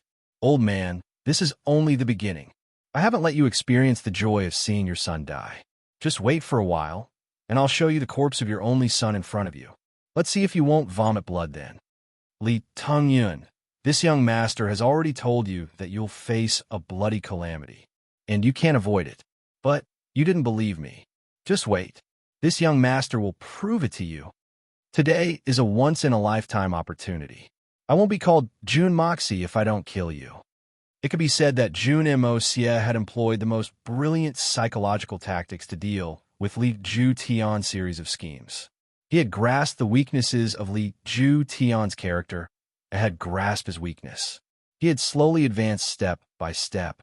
He had seized the opportunity of Li Ju Tian's unstable state of mind after he had been seriously injured, and he had used his words to break through the enemy's psychological defenses. And he had finally achieved his goal. Jun Mo had come up with a brilliant idea when he had seen Venerable Mei beating up Li Ju Tian. So, he had come up with a good method to defeat the enemy. His target had been Li Ju Tian since the beginning of his curses. In fact, the Silver Blizzard City had only been incidental. Jun Moxie would have looked for a reason to curse him even if Xiao Han hadn't jumped out and said those words. Of course, that idiot Xiao Han had cooperated with Jun Mo by saying that he hadn't lost yet. And this had given Jun Mo even more reason to believe that he had lost. At the same time, Jun Moxie had a vicious thought in his mind. I won't let anyone who has participated in the framing of the Jun family off. No matter who you are, no matter if you're forced, no matter if you have difficulties. If you do it, you will have to bear my wrath, the wrath of the evil monarch. Today's matter, cough cough, although we lost this battle, it wasn't without reason. Regarding General Jun's misfortune, we two brothers are extremely sympathetic. Fortunately, General Jun has great fortune in life and did not cause an eternally regrettable incident. This is truly something to rejoice over. Bu Guangfeng had a very straightforward temperament. Moreover, he had witnessed this fight from the beginning to the end, so he was somewhat dissatisfied in his heart. Most importantly, he was very dissatisfied with Li Ju Tian and the Silver Blizzard City. This was because he had witnessed a tragic hero who came from afar to help, but was framed by the people he wanted to help. However, for the sake of his own beliefs and duty, he chose to fight with an indomitable will. Even if he died, he would not regret it. Even in the face of certain death, he still did his best in what was within his responsibility. Although no one supported his decision and no one obeyed his orders due to fear of the conspirators' despotic power, he had a clear conscience regardless of whether he lived or died. Even the people who had framed him had chosen to use their military skills for the sake of the overall situation of the war. So, he had chosen to protect them as long as they were part of his army. Everyone with discerning eyes could see that Jun Wuyi's troops would have been defeated if they had followed Jun Wuyi's arrangements. But they wouldn't have been so miserable. However, this mistake couldn't be blamed on Jun Wuyi. He knew that this was a trap. But a soldier was a soldier, and a commander was a commander. Jun Wuyi had fought for the sake of the continent, and not for the sake of his own dignity. Such a soldier was very stupid, but his stupidity was admirable. It was admirable. Lei Baoyu and Bu Guangfeng had come as witnesses. But the elusive land of the immortals and Li Ju Tian had a good relationship. Therefore, they had stood on Li Ju Tian's side when they had arrived. They had also stood on the side of the continent.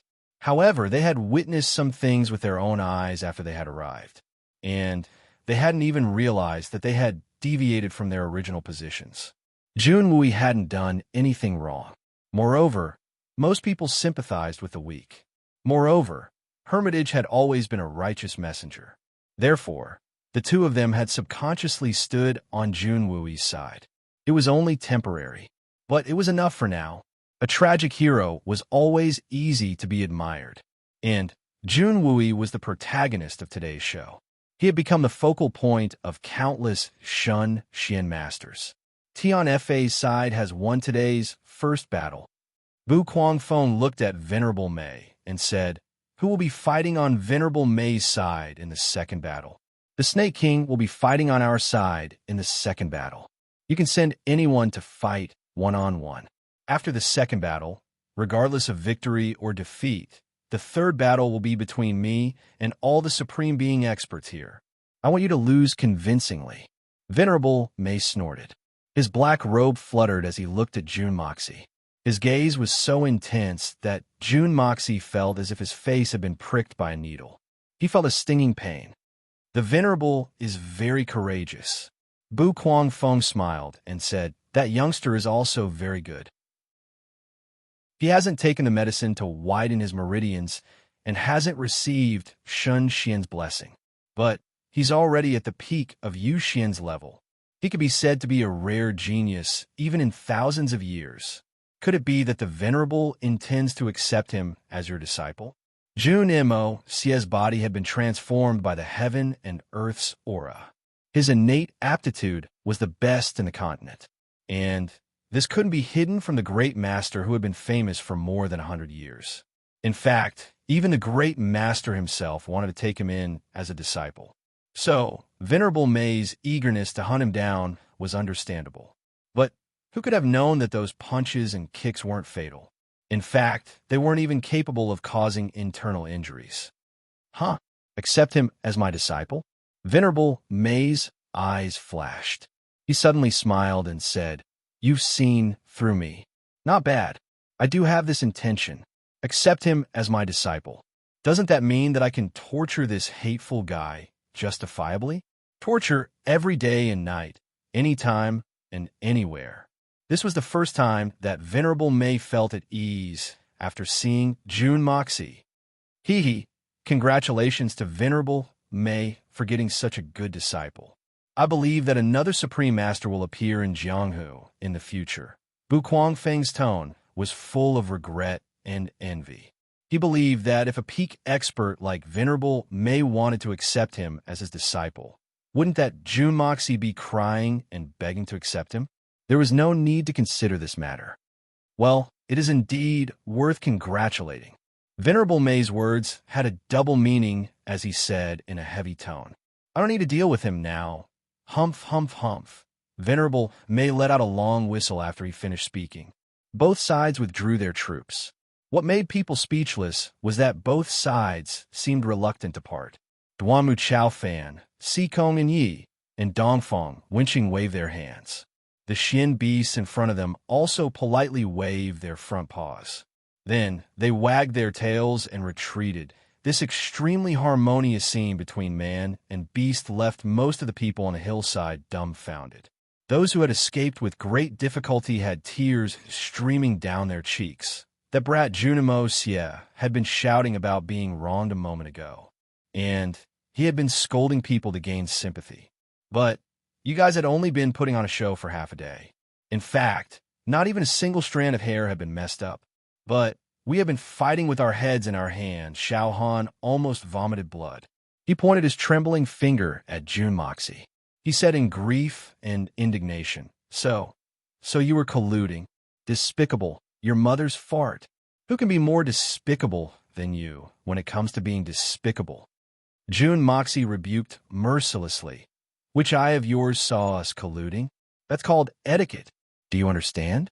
We had fought for such a long time. How can we not have any feelings? What's wrong with waving at each other? What's wrong? You still have the face to say that.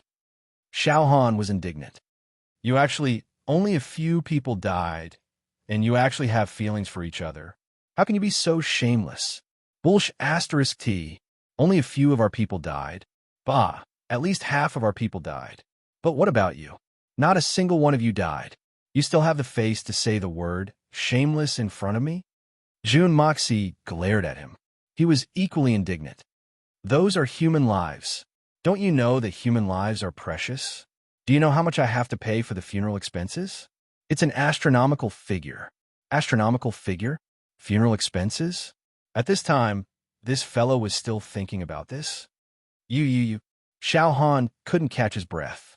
He stammered for a long time and almost fainted from anger. You're making slanderous accusations. You're the one who was afraid of death. You actually want to frame us for colluding. Have you ever seen a man colluding with a tiger? Why don't you go and collude with one of us? Jun Moxie was not going to let it go. He stomped his feet and cursed. I look down on people like you the most. You don't have any achievements, and yet you're jealous of others' achievements. How can you say that? How can you be so shameless? Xiao Han roared and suddenly fell to the ground. This time, he really fainted from anger. Everyone looked at each other. We don't know how you guys colluded with each other. However, everyone knew that there was definitely something fishy going on. We didn't see how you guys colluded with the mystical beasts, but we also didn't see humans and mystical beasts fighting for half a day to become friends, especially when the mystical beasts raised their front paws and waved goodbye. It was a spectacle that had never been seen in thousands of years. If you guys didn't collude with each other, I wouldn't believe it even if I kill my head. Didn't you hear what this fellow said? If anyone suspected, they could go and collude with one of them to see. Was this something that could be easily colluded with? If it could be easily colluded, everyone here would have been treated the same way as Yun Bi Chun, colluding with a large group of level 9 mystical beasts. How is this colluding? They were clearly going to deliver food. The mystical beasts had just fought and were exhausted. Their bellies were deflated. I haven't lived enough yet. I just escaped from the encirclement and was almost torn to shreds. Do you still want to go? I'm currently in My flight is tomorrow morning. I've been working overtime for the past few days. I've finally finished writing the 20,000 words for the past 3 days. I'll set the time to upload them later.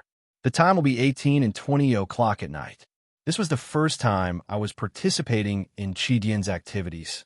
I had no experience. Although I brought a notebook with me, I didn't know if I had time to write in the past few days.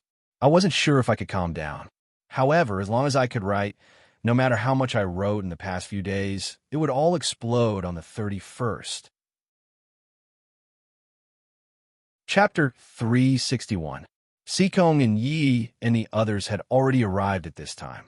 They heard Jun Moxie's words from afar. Sikong and Yi turned around and smiled at Duanmu Chao Fan. He then exclaimed in admiration, "This boy's shamelessness reminds me of you in the past." Duanmu Chao Fan was furious. He grabbed him and said, I. Sikong and Yi hastily raised his hands in surrender. He laughed as if he was crying. He then said in a pained voice, "I was wrong, big brother. I shouldn't have provoked you. Listening to you is too painful. I will change. Is it not enough? Mother of Asterisker, why haven't you changed your bad habit of having a cheap mouth when I'm with you for dozens of years?" Dongfang Wenqing pushed Jun Wui's wheelchair in the midst of the chaos. She stopped in front of Jun Moxie. Jun Wu smiled helplessly as he looked at his nephew. He then asked in a soft voice, "You?" Jun Moxie chuckled and said, "Third uncle, you're really too brave. You single-handedly fought against several 9th-level Xian beasts, and you did it with ease. Not only did you manage to escape unscathed, but you didn't even gasp for breath. The most amazing thing is that you didn't even move from your wheelchair from beginning to end. This nephew admires you wholeheartedly." "You little rascal." Jun Wui glared at him and snorted. But he didn't ask any more questions. He knew that this matter had something to do with Jun Moxie. But he didn't want to ask again. After all, this wasn't something he could ask in person. First, there were too many people here. Second, Jun Wui was sure that Jun Moxie had done it. But how he did it was Jun Moxie's secret. Since it was a secret, the fewer people who knew about it, the better. Some things, it was better to let others know than to let others see. This was a principle. Therefore, Jun Wui chose not to ask. However, Jun Wui was even more proud. That was because the person who had created this miracle was his nephew. Other than his own nephew, Jun Wui didn't believe that there was anyone else in this world who could do such a thing. But from this point alone, it could be said to be the best in the world. At this moment, there was an empty space in the field. In the middle of the open space, there was an enchanting green-clothed girl. She was like a magnolia in a secluded valley, standing there quietly. Not only was this young lady an outstanding beauty, but she also naturally had a gentle temperament about her. She had a voluptuous figure with a curvy front and a slender waist that seemed like it would snap if the wind blew a little harder.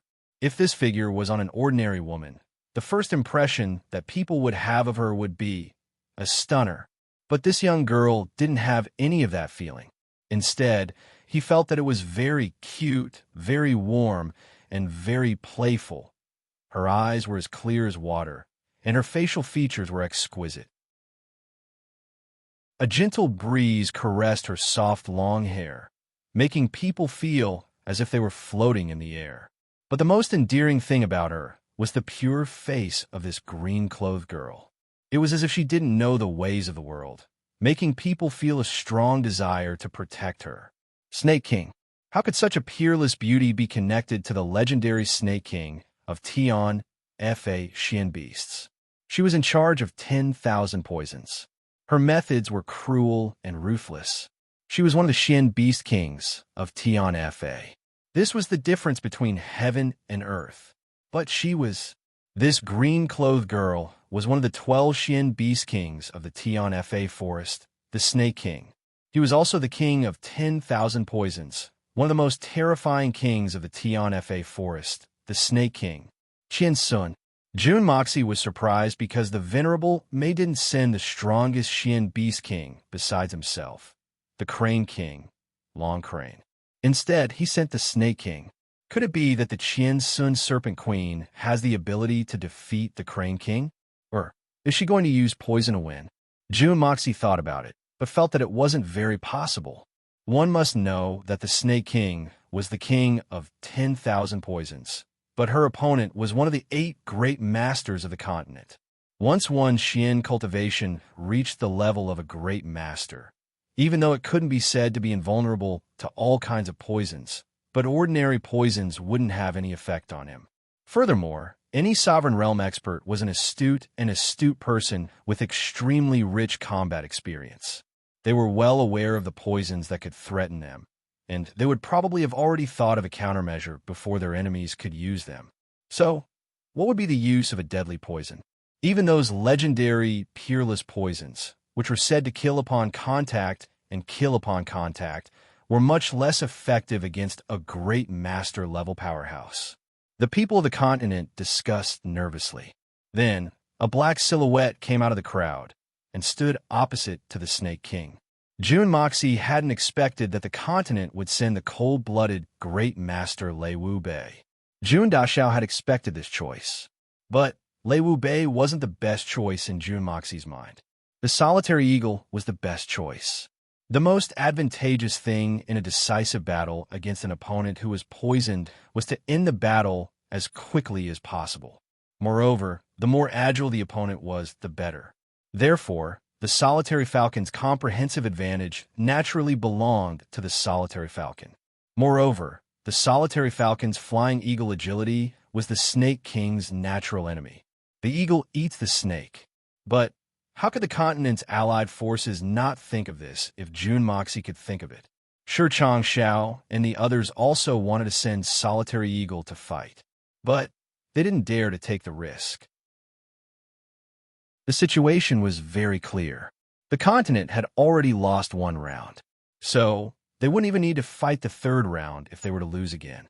The Solitary Falcon didn't like Li Ju Tian and his son, but it was obvious that he had a close relationship with the young Master Jun.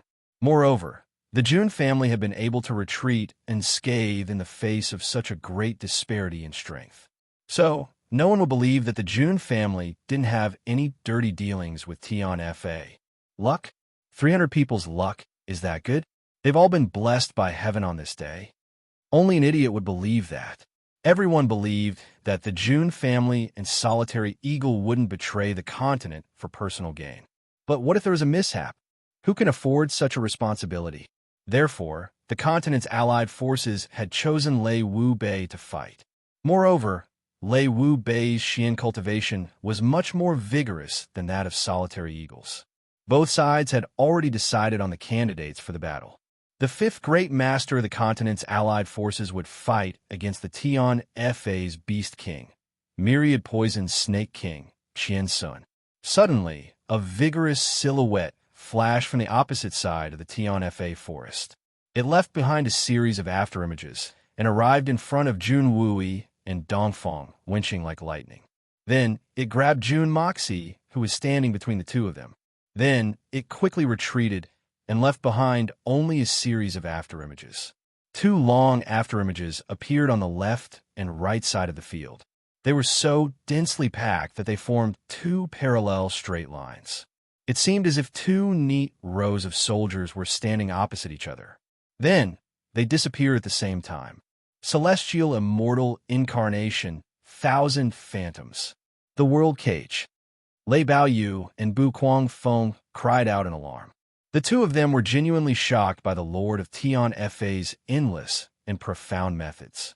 This venerable Mei hasn't used many of his trump cards. Could it be that his strength had truly reached the level of being on par with the master of the elusive world of immortals? But Tian Fa still has. The two of them swallowed their saliva with difficulty. Venerable Mei had grabbed Jun Moxie's hand. It was the world cage that he had used to deal with Li Ju Tian. Venerable Mei hadn't been able to make Jun Moxie disappear from his hands, but he had guessed that it was an unfathomable secret technique.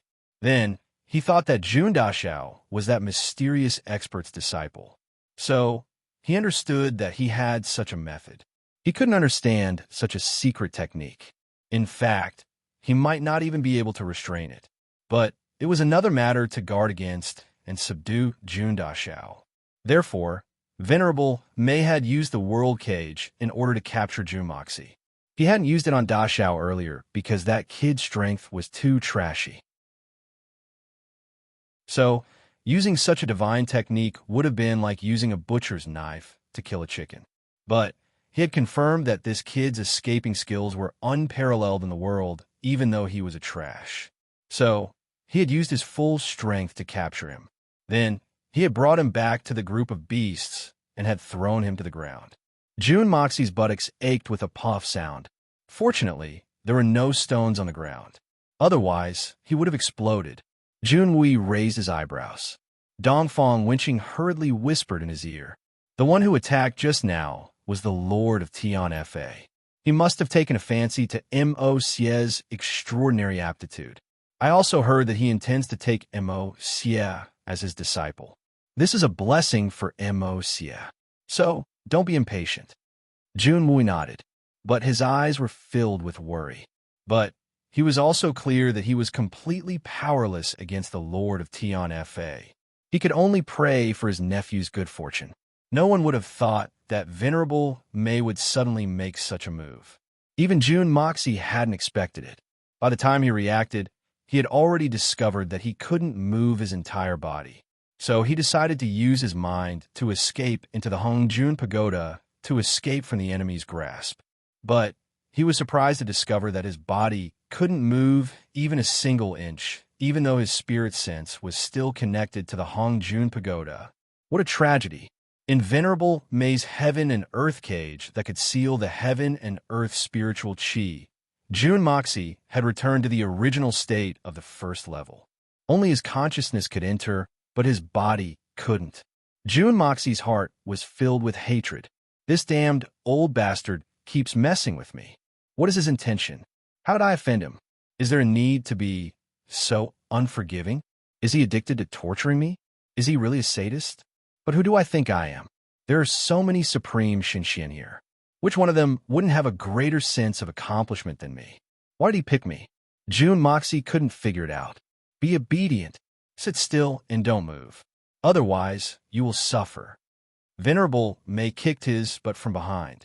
His position was right behind Jun Mo Xie's back. So, no one would be able to see him move his leg. Jun Mo Xie took a vicious kick, and the pain pierced through his heart. But he didn't move, and the expression on his face was still a smile. Chapter 362.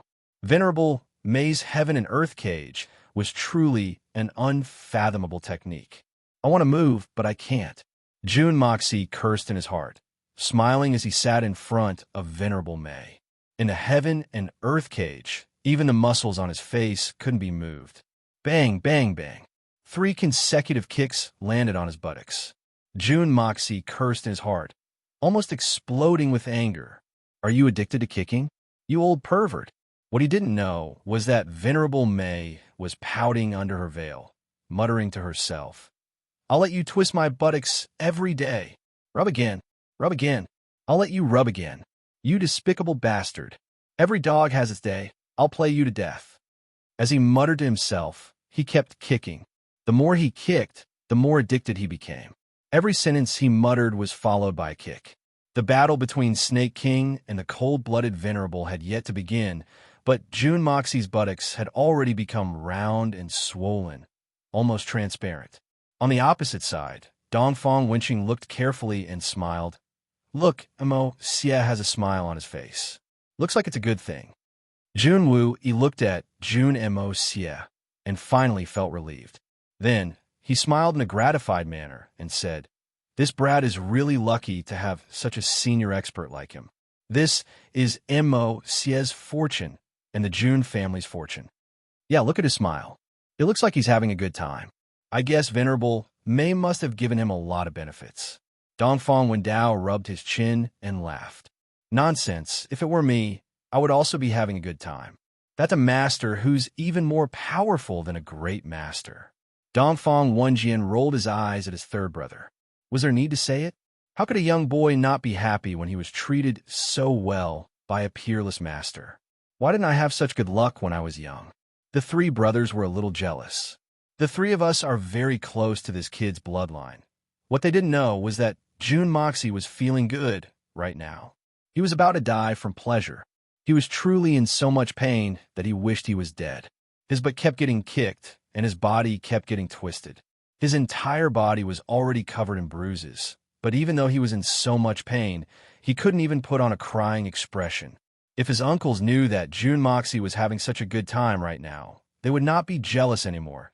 Jun Moxie clearly felt that his buttocks had swelled up like a balloon in a short period of time, doubling in size. Moreover, this trend was still developing. Is this still AF asterisk king ass? It was like a hot air balloon. Brother just sat on the ground, and slowly, I actually felt like I was sitting on a bench. I'm getting taller. Right at this moment, there was movement in the surroundings. The cold-blooded great master, Lei Wu Bei, Qian Sun Serpent Queen's voice was exceptionally clear and melodious. It even had a trace of gentleness to it. She innocently blinked her big eyes as she asked in a very curious and naive manner. Her demeanor and her movements were clearly that of a young girl who didn't know much about worldly affairs. She was shy and afraid to greet a stranger. The onlookers had an impulse to go up and pat her head. They would praise her. "Good little girl, don't be afraid. Brother will buy you some candy." However, Lei Wu Bei didn't dare to think like that. The Xian cultivation of the other Beast Kings couldn't be compared to the 8 great masters except for the Venerable Mei of Tian Fa. But the reason why they were able to share the same fame as the 8 great masters of the continent was that each of them possessed an extremely powerful body. An ordinary blow was like an itch to them. His incomparably tyrannical body was enough to keep pace with the 8 great masters, even if his Xin Qi was slightly inferior. In addition, he could use his sneaky and insidious methods. So, it was very likely that he would fail miserably today. The little girl in front of him looked delicate and delicate. She seemed so fragile that she couldn't even withstand a single blow. She looked like a bag of water. However, Lei Wu Bei knew very well that this little girl was actually a Snake King. Moreover, she was the most insidious one in the Tian Fa forest. His fist wouldn't even redden if he were to hit her body. But would he dare to take a direct hit from her? "Is this the Snake King? I've heard a lot about you." Lei Wu Bei acted as if he was facing a formidable enemy. He turned his hand, and a cold light flashed in his hand. It was a strangely shaped serrated blade. One side of the blade was as clear as the autumn waters. It flickered with a cold light. It was obviously a sharp weapon that could cut through iron like mud. The other side was crisscrossed with dense serrated teeth. This was a sharp weapon, but it was also a lethal weapon. Jun Moxie finally understood as soon as he saw this weapon. The reason why Lei Wu Bei had been allowed to step onto the stage wasn't just because he had no other choice. It was because of his treasure blade. Lei Wu Bei's treasure blade could deal with the Xian beast's impenetrable thick skin. So, it was obvious that Lei Wu Bei's treasure blade had a very strong destructive power, especially that serrated blade. It was an excellent way to deal with the Snake King. The Qian Sun Serpent Queen stood there in a delicate and timid manner. She looked delicate and pitiful. She seemed surprised as she called out, "Great Master Lei, how can you be so heartless when faced with such a terrible weapon?" She raised her hand to cover her mouth as she spoke. It seemed as if she was about to turn around and run away. June Moxie could only move his eyes. So, he naturally wanted to make good use of them. He could see at a glance that the Qian Sun Serpent Queen's clothes fit her slim shoulders. However, her sleeves were too wide in comparison. In fact, they almost touched the ground. Strange. Something is definitely strange. Lei Wu Bei snorted heavily as he heard the Snake King's words. Then, he quickly moved sideways and brandished the long blade in his hand in a cross-shaped pattern. It seemed as if two bolts of lightning had intersected in the air. Two chi sounds were heard as the multicolored snakes were chopped into 4 pieces. They then fell to the ground and twisted in pain. It's indeed the Snake King. He's worthy of his sinister reputation. Lei Wu Bei snorted angrily. His black face had turned somewhat pale. Those 2 poisonous snakes were the incomparably poisonous 7 colored ladies. Even a great master-level expert would be paralyzed for a while if they were bitten by one of them, even if it wouldn't be fatal. The paralysis would only last for 1 or 2 breaths. But it was enough for a great master-level expert like the Snake King to put himself in 100 different positions. And he could do whatever he wanted to do. You're being wrongly accused. I didn't do anything. The Qiansun Serpent Queen smiled tenderly. What's that? It's so scary. She looked at the poisonous snakes on the ground.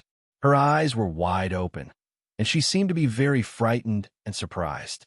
Lei Wu Bei raised his blade once again. Bang! Another snake bumped into the blade's surface. This one was more urgent and faster. It was aimed at Lei Wu Bei's throat. The most frightening thing was that it didn't make a single sound. In fact, it didn't even have the slightest reflection in the sunlight. The Snake King's attack was very difficult to guard against. She smiled sweetly as she spoke. She had already silently launched her deadly attack. June Moxie felt a chill run down his spine as he looked at her. You can't judge a book by its cover. You can't measure the sea with a pail. The little girl looked pure and lovely. She looked innocent and pure. She looked harmless. Who would have thought that she would kill Lei Wu Bei 3 times in the blink of an eye? It was a typical case of brother sweetly called out to him from the opposite side. His conscience was very, very bad. The situation in the field changed once again. The Snake King twisted her slender waist, and her graceful body quickly turned around. Then she suddenly waved her sleeves, and the wind and clouds suddenly changed. It seemed as if 2 green dragons had rushed out of her sleeves and had grown to 7 feet in an instant. In fact, it didn't matter if they were near or far. There was nothing they couldn't reach. The entire field turned into a sea of green amidst the whistling wind. The cold-blooded master Lei Wu Bei was submerged in it. This was the true display of the Snake King's strength. And this was only the beginning. Lei Wu Bei's black figure was like a reef in the boundless sea. No matter how turbulent the waves were, he would remain motionless. He was a true pillar of support. The Snake King's offensive didn't stop there. Instead, it became even more ferocious. Suddenly, her slender body soared high into the sky. She danced gracefully in the midst of the sea of green. She looked like a fairy who had stepped on the boundless waves of the Milky Way as she soared high into the sky. She gently flipped her lily-white hands, and countless cold stars flashed. Then, more cold stars suddenly appeared and sprinkled towards Lei Wu Bei from all directions. However, the Snake King's face remained pure and flawless as she sprinkled the cold stars with her lily-white hands. In fact, she seemed to be overflowing with interest. It seemed as if she was playing a game that she would never get tired of. It seemed as if she hadn't realized that the cold stars she had sprinkled were enough to poison the ground beneath her feet. Lei Wu Bei was no longer stubbornly defending himself. The cold-blooded master Lei Wu Bei finally brought out his trump card in the face of the Snake King's torrential offensive. A muffled whistling sound was heard as the long blade crisscrossed in a crisscrossing manner. The blade's aura was awe-inspiring. It carried an extremely vast and majestic force. A silver-white wave slowly rolled out from the center of the sea of green. It rolled and surged endlessly. The great masters who were watching from all sides started to use their Xian-Qi to defend themselves the moment the blade's aura soared into the sky. They firmly protected their own areas. Otherwise, Lei Wu Bei's blade's aura would have penetrated their defenses and would have cut a path of blood into the crowd behind them. It would have been like a ferocious dragon crossing the river. Their own people would have lost a lot of their own people before they could even hurt anyone. Lei Wu Bei occupied the geographical advantage and launched a counterattack.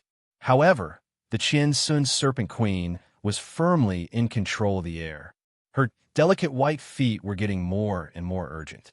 The expression on her face had gradually changed from a relaxed and playful expression to one of calmness and seriousness. She brandished her jade-like arms, and the cold stars fell down with a rustling sound. In fact, they had joined together to form a single wave of cold light. The scene of the fierce battle was very pleasing to the eye. The silver-white waves continued to appear in the middle of the sea of green. Waves of cold light continued to sprinkle down from the sky. This was a beautiful scene. Anyone who saw this scene would feel relaxed and happy, even though they knew that there was a heavy killing intent in it.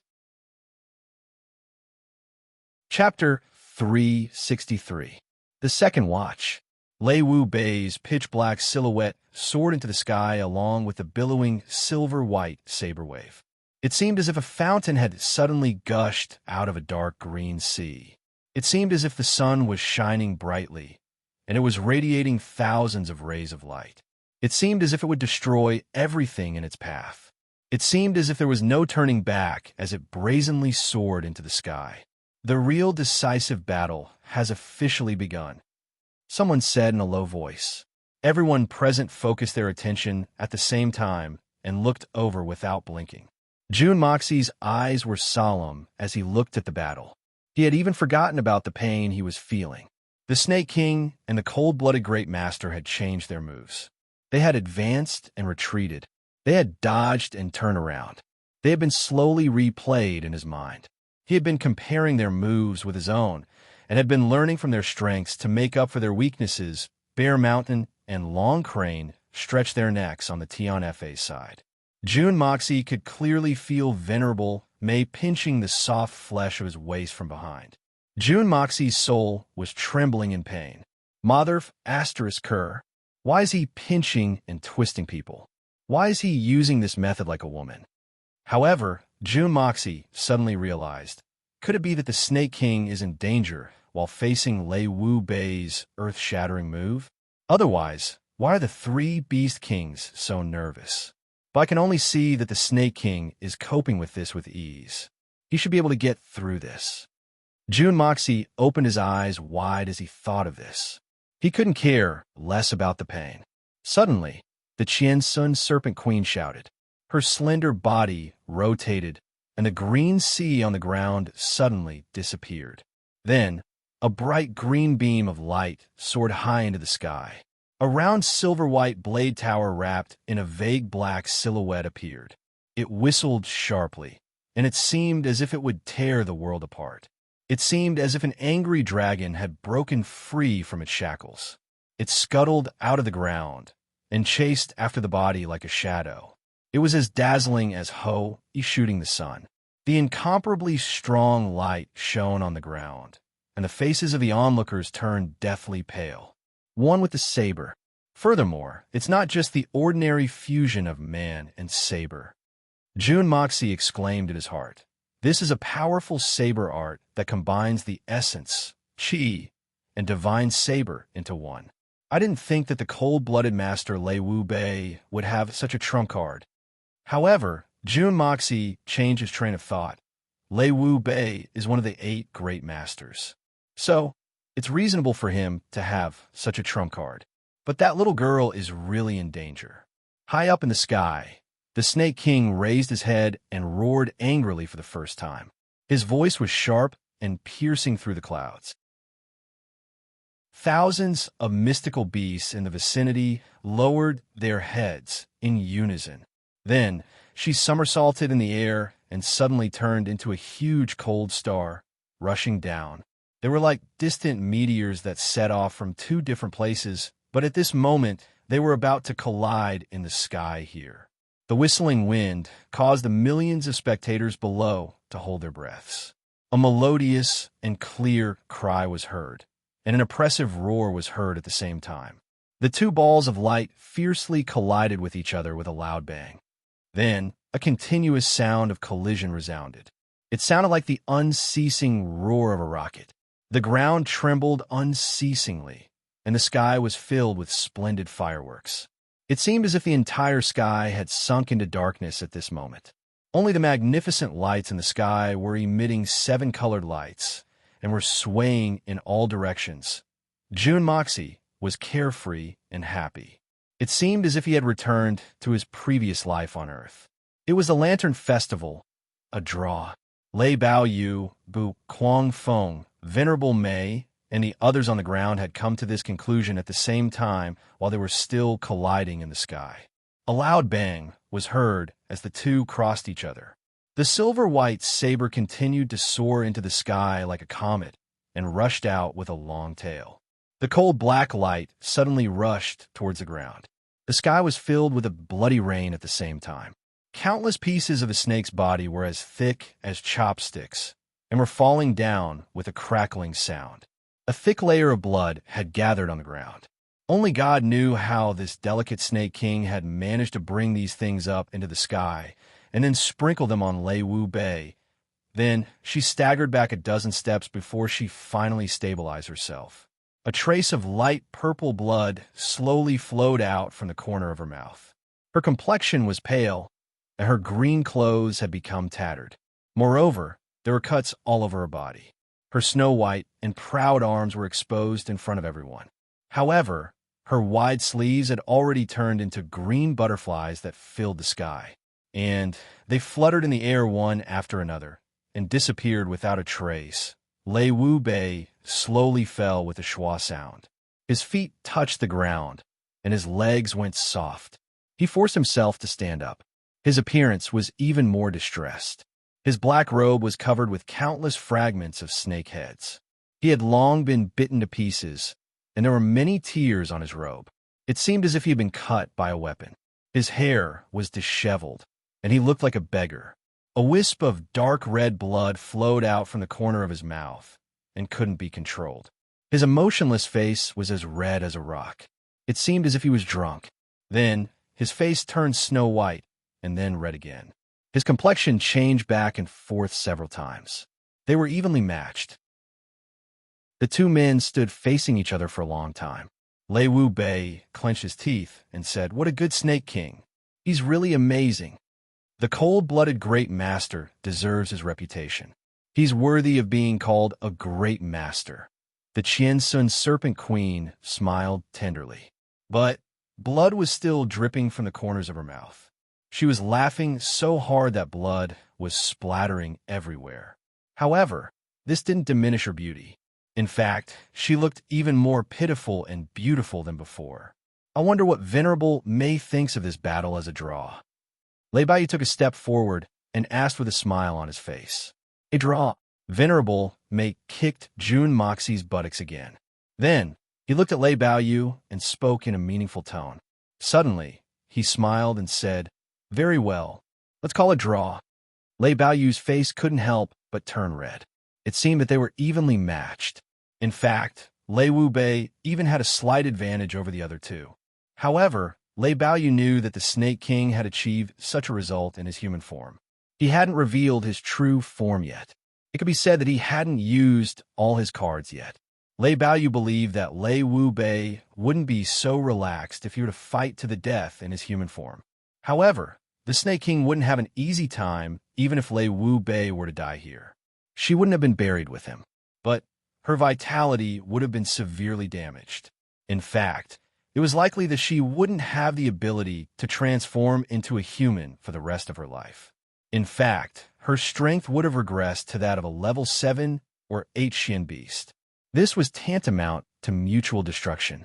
Therefore, it wasn't a bad idea to call a draw. Lei Wu Bei stood upright. His face still had that unchanging expression of a corpse.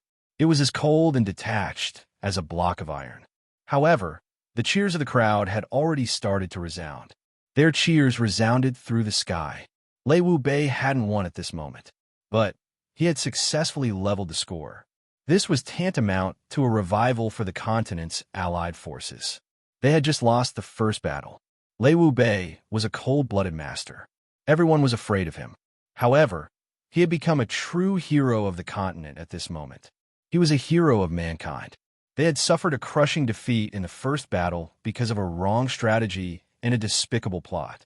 Their defeat had been extremely unsightly, and they had been thoroughly defeated. But the second battle had been an open battle. It had been a hand-to-hand battle. They hadn't been able to achieve a complete victory, but they had still managed to force the Qiansun Serpent Queen into a draw. This was tantamount to taking a breather. Many people believed that they wouldn't have lost if the Shui Han Manor and the Silver Blizzard City hadn't come up with a rotten idea in the first battle. Moreover, they would have been assisted by Jun Wui's outstanding command. The enemy had dispatched the Snake King in this battle. The solitary eagle was the great Master Falcon. The Allied forces hadn't dared to count on him, but they hadn't done much research in the field of poisons. Therefore, they didn't have any confidence in dealing with the King of Poisons, the Snake King.